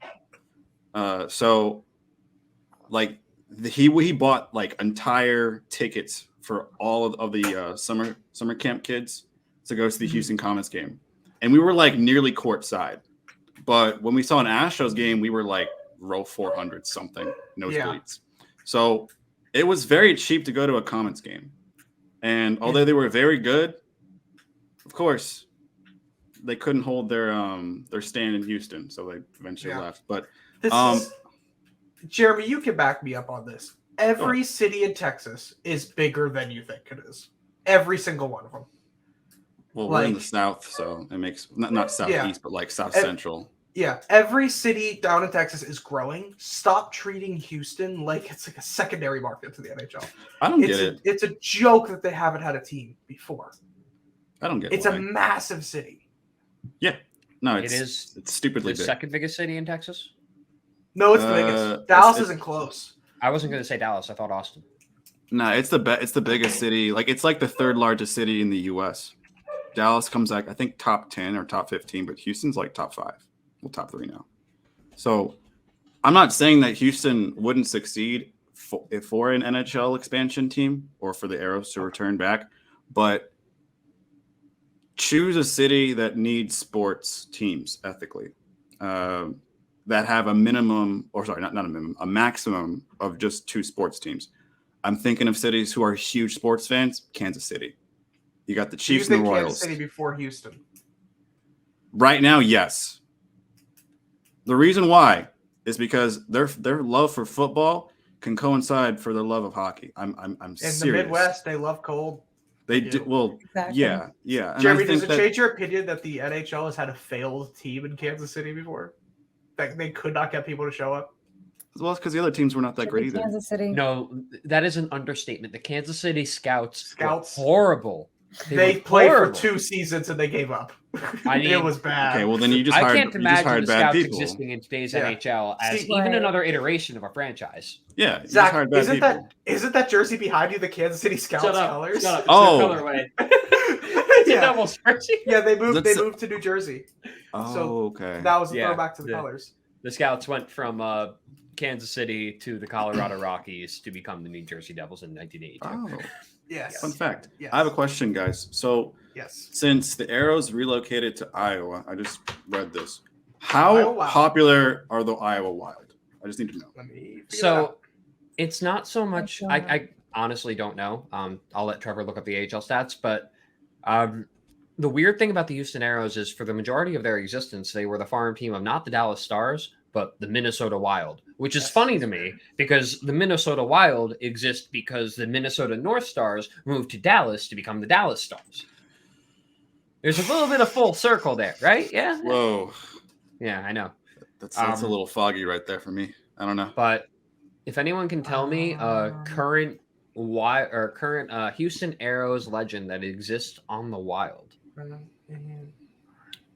Yeah, I mean it's been 10 years. there are since, so- three. There are three players who spent time in Houston still on Minnesota. Oh, real quick to answer your question, Iowa is ranked 11th in the AHL in terms of record in terms of attendance. or attendance. Okay, so like Yes. middle of the pack. Got it. Yeah, 5,400 a game. What's the worst? Wait, is it the AHL and NHL? Are those The Yeah, AHL is AHL minor. is second tier. Yeah. Oh, okay. No wonder, because I was looking at like the Arrows, cup totals, and they went to like two different cups. It was Two like Calder Cups, yeah. Yeah, Yeah. it was like I'm looking at it right now. It was like the Turner Cups and the Calder Cups. And the Calder Cup, Turner. yeah, That in must like the be- 90s. Oh, Yeah. okay. I think I know why that is because Yeah. they were in the IHL to start, and then they moved to the different. AHL. Yeah. Does Last the place. IHL exist? No, Not not anymore. Okay. Last place is the Stockton Heat at 1,700 people a game. Where's Stockton? California. Oh, Los Angeles area, correct? Gotcha. let's find it. The AHL is such a fun league. Like I love the AHL. Man. That's true. Like I still have love any- I love that the Manitoba Moose are allowed to exist. They make me happy They're sixth from the bottom. in terms of attendance. Or Yeah, I have them ranked. that is so sad What? because Do there you know- was Guess who's It's be- just below them? This is shocking. Toronto. Oh, So, what? here's- Oh. Yeah. no no. That's This Canada. makes sense to me. This makes sense to me. Toronto has an NHL team. There are NHL teams in these cities. The Manitoba Moose, I'm pretty sure, for a while played in the same arena as the Winnipeg They Jets. still do. They still do? Yeah, you're I not believe gonna. so. No, you need to. There's oversaturating the market in a sense. The only AHL team, and you can tell me right now if my perception of this is wrong, Trevor. The only AHL team that has an NHL team in its city that consistently does pretty well is the Chicago Wolves, and that's because no one likes the Blackhawks owners. The Blackhawks owners were terrible to the people of Chicago for a number of years. Chicago Wolves rank 7th. For context, the Wirtz family, Rocky Wirtz's father, whose name slips my mind, his dad did not allow home games for the Chicago Blackhawks to be broadcast until What? The 80s. 2008, 2009. Yeah, Was it Oh that my late? gosh. it was really late. And Yeah. that allowed the Chicago Wolves, especially during the 04-05 lockout, that allowed them to kind of build their own fan base in a He- city that they really He should. firmly believed that if the game was on television, no one would come. That's Yes. so backwards. We know. Yes, we know. Like you watch it on the television, you feel you don't have time to go. Yeah. You don't That's just be why like, I'm gonna buy tickets, and then oh, never mind, Yeah. I'm just gonna watch it. it's on TV. Yeah. Same. You Right. want to follow the Chicago Yeah. Blackhawks? No, you buy season tickets. That is how you follow the team. You Yeah. can't Get buy television individual broadcast. tickets. You can't This buy is why game them tickets. winning in 2010 was such a big deal because they were awful for so long Yes, under his ownership. If they hadn't won that cup, I think it was a 50-year drought. It had to have been about that. Yeah, it was almost as bad as the Leafs drought. And that's How are the saying Leafs a lot. doing? This year, they're Jeremy, Jeremy, if you good ask that question for again, now. be careful because I'm gonna wife you up. They're good for No, now. For now. You guys don't ask how he's doing, how his team is doing. No, they no, let we me do. talk about it too much. Oh. we actually don't need to because he I just tells bring it us. up. Yeah, I, no. saw one of the podcasts, and you were like just sad about the team or something, and That's every year. I was, are they like?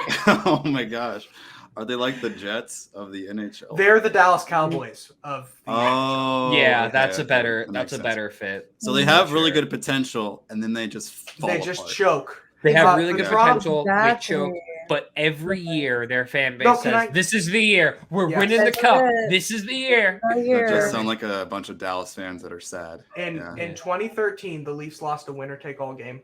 in Game 7 in the first round. Then they made the playoffs again in 2016, lost a winner-take-all game. Damn. Every single year since 16, they've lost the winner-take-all game in the first round. Every year. That includes multiple blown leads in Game 7 in the third period, and a blown 3-1 series lead as well. Do they have a coach that sucks, or they just like rehire? Oh no, we've gone through a Coach few. isn't bad. Okay. Coach is great. It's just Coach is they great. don't know what to do come playoffs. They choke. But that's what the coach is for. The coach is supposed to be a good coach. So Don't. I love Sheldon. I don't even know who Sheldon is, except from Big Bang Sheldon's Theory. the coach. Sheldon Keefe and Sheldon from Big Bang Theory. Sheldon Cooper is the next coach. Pretty sure there's not much in common there. Yeah, I don't think so. I don't think. I think they spell Sheldon's Sheldon from the Big same Bang same They way, do. actually. They do. I mean, yeah. And they use advanced equations to figure. Maybe there's more in common than I'm giving credit. Maybe there for. is. Yeah. You know what? We figured it out. Just Big Bang Theory is the Toronto Maple Leafs. That's why they both suck. And if that's the case, Wait, the Toronto Maple I'm Leafs pretty need to sure- lose for 10 more years. I don't think the Big Bang Theory had a pitfall, did it? It's just kind of many people critique it for being just what it is, It's just a sitcom about nerdy boys, right? just a sitcom that some people really like, and some people because it's really liked, and people who really like it are often vocal about it. By that reason, they don't like it, or they just don't like it. What a great having Jeremy on the podcast has been great because none of this has made any sense, and I want to just isolate this and post it a second time. It's this has been a great. different episode. It's not even Oh man, anymore. I'm so glad I made it odd. Okay, well, while I've got Jeremy here, I want to witness this. Why were you guys tweeting in Russian today? Did I miss something? Tweeting. Oh, Natasha's tweeting in Russian. I brought it up in Russian. What, and tweeting then, in Russian? and then everyone What? else started tweeting in Russian because why not? I saw it on my phone and I thought, my Twitter app is broken. So then I went online on the website and I'm like, No, I got hacked actually. Sorry. Yeah. You got hacked? I tweeted I don't like Patrick Kane in Russian, and then I tweeted back in Russian, and then save your I love. forget what you said. Yeah, save your love for the podcast. You know what iPhones need to That have? one or translated smartphones? for me. Yeah. Smartphones need to have like the automation of translation for like you know how Google Chrome has when you go onto a foreign website you probably shouldn't be going on, and then it just like translates from. Sorry, am I sharing too much of my personal life? Hey man, I buy things on AliExpress all the time, and sometimes the description is in Chinese, so that is a legitimate reason for the Google Chrome Translate page. It's helpful. Yeah. Gotcha. That's exactly Twitter what I even do has it too. built in. Yeah. Yeah, I do that exact same thing. You know, Jeremy and I are known tech nerds. We buy our tech directly from China. Anyway, continue. Yeah, That's anyway, true. yeah, Yes. yeah. Yeah, we're just tweeting back and forth in Russian. Damn. Yep. I don't know Russian, so all Neither I do did I. was I. All I know I is tweeted a little bit of this. Russian. I know this Russian accent. This is like the a Natasha's about to slap you, dude. Don't even, Jeremy. Don't even. Trevor, Oh, shit. Trevor, do I played a lot of Call of Duty Black Ops 1 in my days. So. is now the time where I talk about what I've been known to do at Devils games and cut the picture? Yes, please. Let's hear it. What have you been known to do? I don't have it with me, so a little bit of an origin story as to how I've made. I've had my Devils season tickets. This is technically it's the 6th season, but officially it's the 5th season. Take with that information what you will. Not important to the story. Not important to the story. But when I first started with these tickets, my friend had who kind of started getting me back into going to Devils games was like, "Hey, I got a bunch of our friends to buy this hat, and it'd be really funny if we had a whole group of us and we were just acting like assholes wearing these hats." So we did that. And the hat just so happens to be a Russian Ushanka, complete with the Soviet insignia, the nice hammer and sickle right on the front of the hat. This was great. One of the first times, actually, a whole bunch of us did this. The Devils were playing the Islanders, and we got on the Jumbotron, which was great. It was awesome. Ooh, great time. cool. Big adrenaline rush. A whole Kiss cam, nice. Yeah, no kiss cam, but just us in hats being great. I don't think they do kiss cams at The NHL next anymore. minute, they put on highlights of the 1980 Miracle on Ice game, And who else do they cut to but the captain of that team, Mike Eruzione? So in a minute and a half span, Oh my they God. went from me and my friends in these Russian Ushankas with the hammer and sickle to highlights of 1980 The to biggest the L captain Russia of the ever team. took. Context? And so, Jeremy does not know what the Miracle on Ice is. Miracle on Ice is the 1980. It's when the U.S. beat Russia in the 1980 Olympics at Lake Placid. Okay. Yeah. I see the A contrast. bunch of college kids. Yeah. Bunch I of saw college the kids contrast. watching pros. The hammer and sickle, then it switches to the. That's funny. So a bunch of Yes. kids fresh out of college were put on the jumbotron wearing those hats, and then they put No, on some still highlights in of some college. kids in college. Yeah, there was- Those hats kind of stuck around for a little bit, and eventually, as we got settled into our season seats, people noticed. People bought some hats, and we had a nice little crew going. At some point, after my friends stopped attending as many games, I decided to retire the hats from regular wear. Since then, the hat has become a bit more taboo than I had ever possibly anticipated. And Yeah. So my friends convinced me to wear. My friends, occasionally like it's a whole bit. So I wear the hat. Everyone look away. I wore it to last Thursday's game, and things were going well.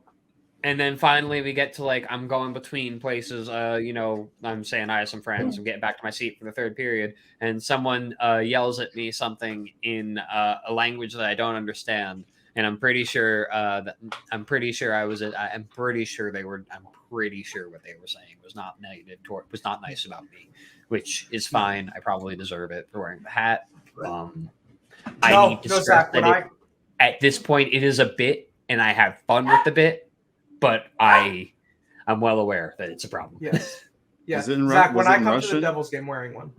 It was not in English what was said to me. No, I don't know what language Was it in Russian? I Okay. couldn't Probably. identify it. Okay. It sounded Slavic, but I couldn't tell you. I just kind of was like, that person probably said something to me, and if I understood what they were saying, I would probably be unhappy. But I just kept it moving, and the Devils won that game 4-3 in overtime because keep wearing that. a seat was cursed. So the hat. Devils, when I was sitting in my aisle seat, they got scored on 3 times. But when that aisle seat was vacant, the Devils scored 4 times. So the Devils won 4-3 in overtime. And then I messaged my season ticket rep like, "Hey, this is a problem I've got right now." Exact message of, I'm just letting you know. I don't know if there's anything you want to really do about this, but Devils were -3 while the seat was occupied, +4 when it was vacant. You let me know. I want to bring in some religious experts, see if we can perform some sort of reverse curse or something to that effect. And if that doesn't work, we're throwing you to Johnson.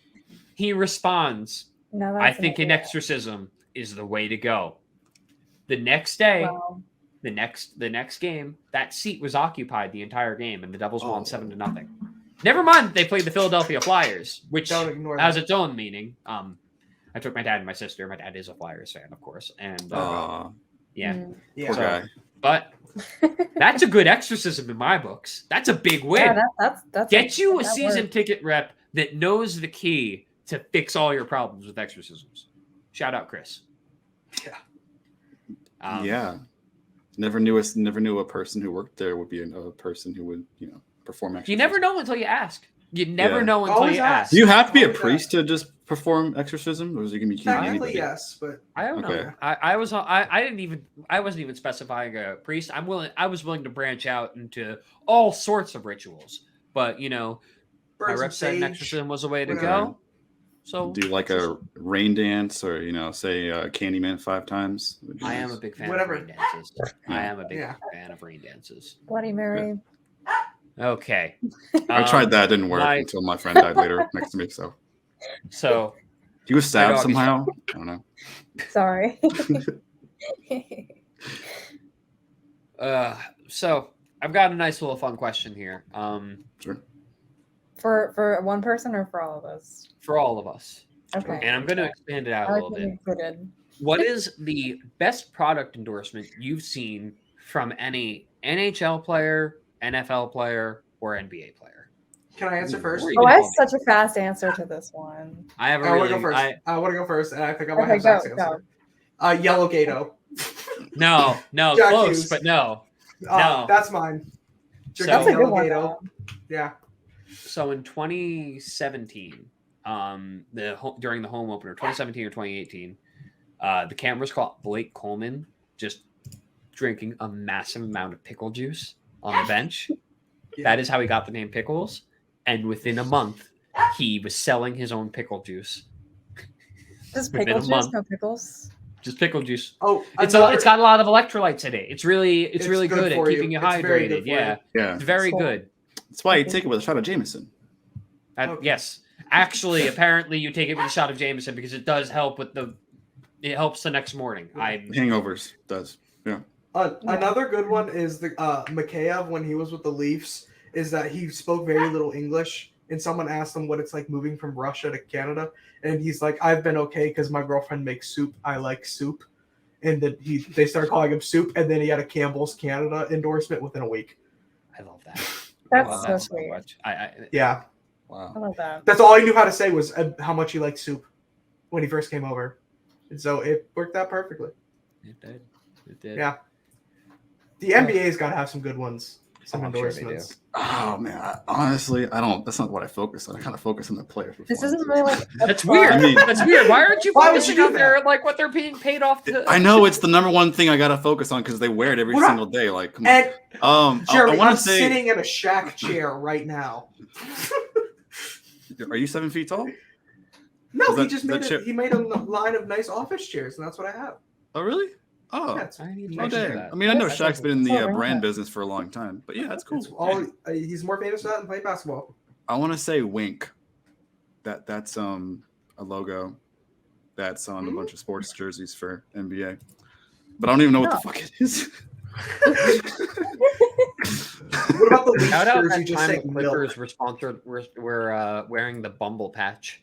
Oh, was Bumble. great. Okay, Oh my there's one. God. Bumble. Yeah. Wow, yeah. Wait. Let me see. Like, I'm looking it up. What Blake what Griffin wore team- that jersey. I know that for a fact. NBA jersey. Bumble on NBA jersey. Okay. Oh, it's an LA Clippers. Okay. That's yeah. No, because like Bumble was really popular, or I think it is still popular in the LA is. area. So and it's progressive, and you know, it makes guys have to wait until the woman responds first. So it's perfect for an NBA jersey. It's perfect because like guys watch NBA games. Girls Yeah. do too sometimes, but mostly guys.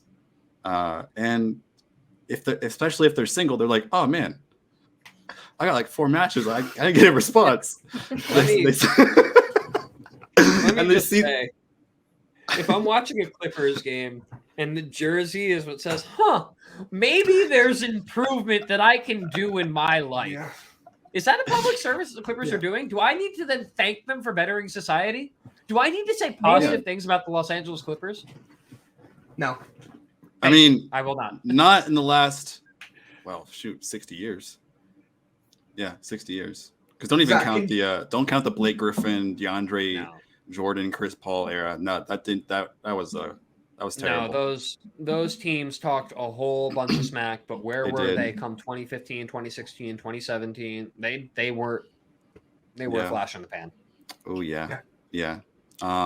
But now they're not terrible, but they still have like players who get injured a lot. So They have a lot to build on from what I Yeah. can tell. Yeah. There's a they've chance, been but 0-3 since Russell Westbrook joined, which is I'm shocked by that stunning revelation. I am not shocked. But hey, That's- dating apps, it's like quadruple the percentage Yeah. with men compared to women. So, Is, but it's is but that it's worse Bumble. than the Maple Leafs jersey is sponsored by the Dairy Farmers of Ontario, and their jersey just says milk? No, the milk jersey is great. That is a Milk? great. No, That it's is a a- great jersey. Milk. It just says milk. Yeah. Milk. Speaking of milk, do you know the Milwaukee Bucks city logos are Oh, does it say Cream City or something? Cream City? It says Cream City. So bad. That's You know what? right. Cream So City is better bad. than Milk City. Yeah. That's true. Is milk the logo milk on the was it Toronto Maple Leafs? Yes, on their. Is it less cringy than Cream City? Or more? No, nothing's worse than Cream City. Yeah, it's not great though. It's like milk in cursive, and the I is like an exclamation point. Oh my Yeah. god! So a 6-year-old did it? Nice. Yes. No, and the helmets say TikTok. Oh, I forgot about that. really? Yeah, the Leafs jersey or the Leafs helmet sponsors TikTok. Kids That's drink great. milk and they also watch TikTok. Yeah, Yeah. no, it's Kids drink milk Toronto's for got the full. for strong bones. They know how to cater. They know who their audiences is. You know, it's kids. Yeah. Yeah, 100%. It's kids. Yeah. Because hockey is a kid's sport. Yes, hockey Sure, is for the yeah. kids. That's why they have kids. Hockey is day. for everybody. Yeah, That's Hockey's why for they have everyone, kids. Day. guys. Yes, hockey is for everybody. Zach, does that wrap us up for today then? I think so. I believe We've it been is. going on for so long. We've been going on for a good while. This has been a fun episode. Zach's gonna hate editing this. Oh, Good luck. The secret is I hate editing. Anyway, Just Good luck, cut. teacher Zach. When I first joined in, but besides the other time before we y'all started and realized, okay, let's talk about trades. Just cut when I joined in the second time. Cut the entire thing until now, and then you're like, and now we have Jeremy Gretzer on the pod. I got a Sorry, we're out of time. We're so sorry. We have. Sorry, it's all right. Yeah. Oh man! Jeremy! Oh, no. Pull the it's Jimmy not about Kimmel Jeremy. and Matt Where do you Damon go? thing, where like Matt's like. Jimmy Kimmel like announces Matt Damon has like this long stretch of a title for him because of all the movies he's been in like since like 2005. He's like, oh, sorry, we are out of time, Mr. Damon. Yeah, go ahead and do that. Just Jimmy cut all Kimmel's had Jeremy's a good bits bit out. going with back and forth with Matt Damon for a while. It's really hilarious. Yeah, I love it. No, it's The great. day Zach edits an episode where every single time I start talking, it just cuts until I stop talking. Maybe You not. thought about it. Maybe We're out of time. Bye. Bye. no. Once I get to like 30, once we get to 30 episodes or something, I'll just have you coming on, and it'll just be constant cuts before you say things, just like a nice compilation episode. Or it's like Yeah. it's only Trevor talking. Just like everything. We don't. cut No out one except wants for Trevor. that. No Yeah. one wants a best of. No. episode. Get No, get like that's a good screenshots. episode. Get screenshots of both you two, you and Natasha, Zach and Natasha, and then just that's it. Put the screenshots, like replace it with your video, and then Trevor's just talking the entire time. I love Yeah. that. That's good. I'm Yeah. down. Well, actually, even better. So it looks real. Record 3 seconds of yourself just looking at Trevor, and then just like copy and paste that on the slideshow. No. Yeah. What I'll do Loop it. is I'll Loop it, take yeah. still frames. I'll take like a still frame or maybe a few seconds of me and Natasha and just loop it back and forth while Trevor is having a conversation with himself. Oh, here's another idea. I've seen a lot of TikToks about like people just recording people's voices and like putting it in an AI format where they just type in text and they add their voice from like an audio file or whatever. And Can it just be Zach and Natasha going, wow, what a good take, Trevor? So I We'll even give you the hotkey. So you can Yeah. press it. Wow, what a good take, Trevor. Yeah. No, Oh, it's that's No, that's great. it's the new Okay. 411, guys. AI what do you call it? Implementation on to make it sound like someone's actually talking, but they're just writing text and Max, they're adding an audio of a Okay. yeah. Okay. I'm rambling on All right. too much, but yeah. No, it's not you. It's my dog is clearly demanding attention, and he's blind, which is why I'm holding on to him and not letting him go. Okay. Aw. Well, no, because he just tried to he was just struggling a little bit. So, from everyone here, from Trevor, Natasha, Jeremy. First of all, before we go, actually, Jeremy, where can we find you?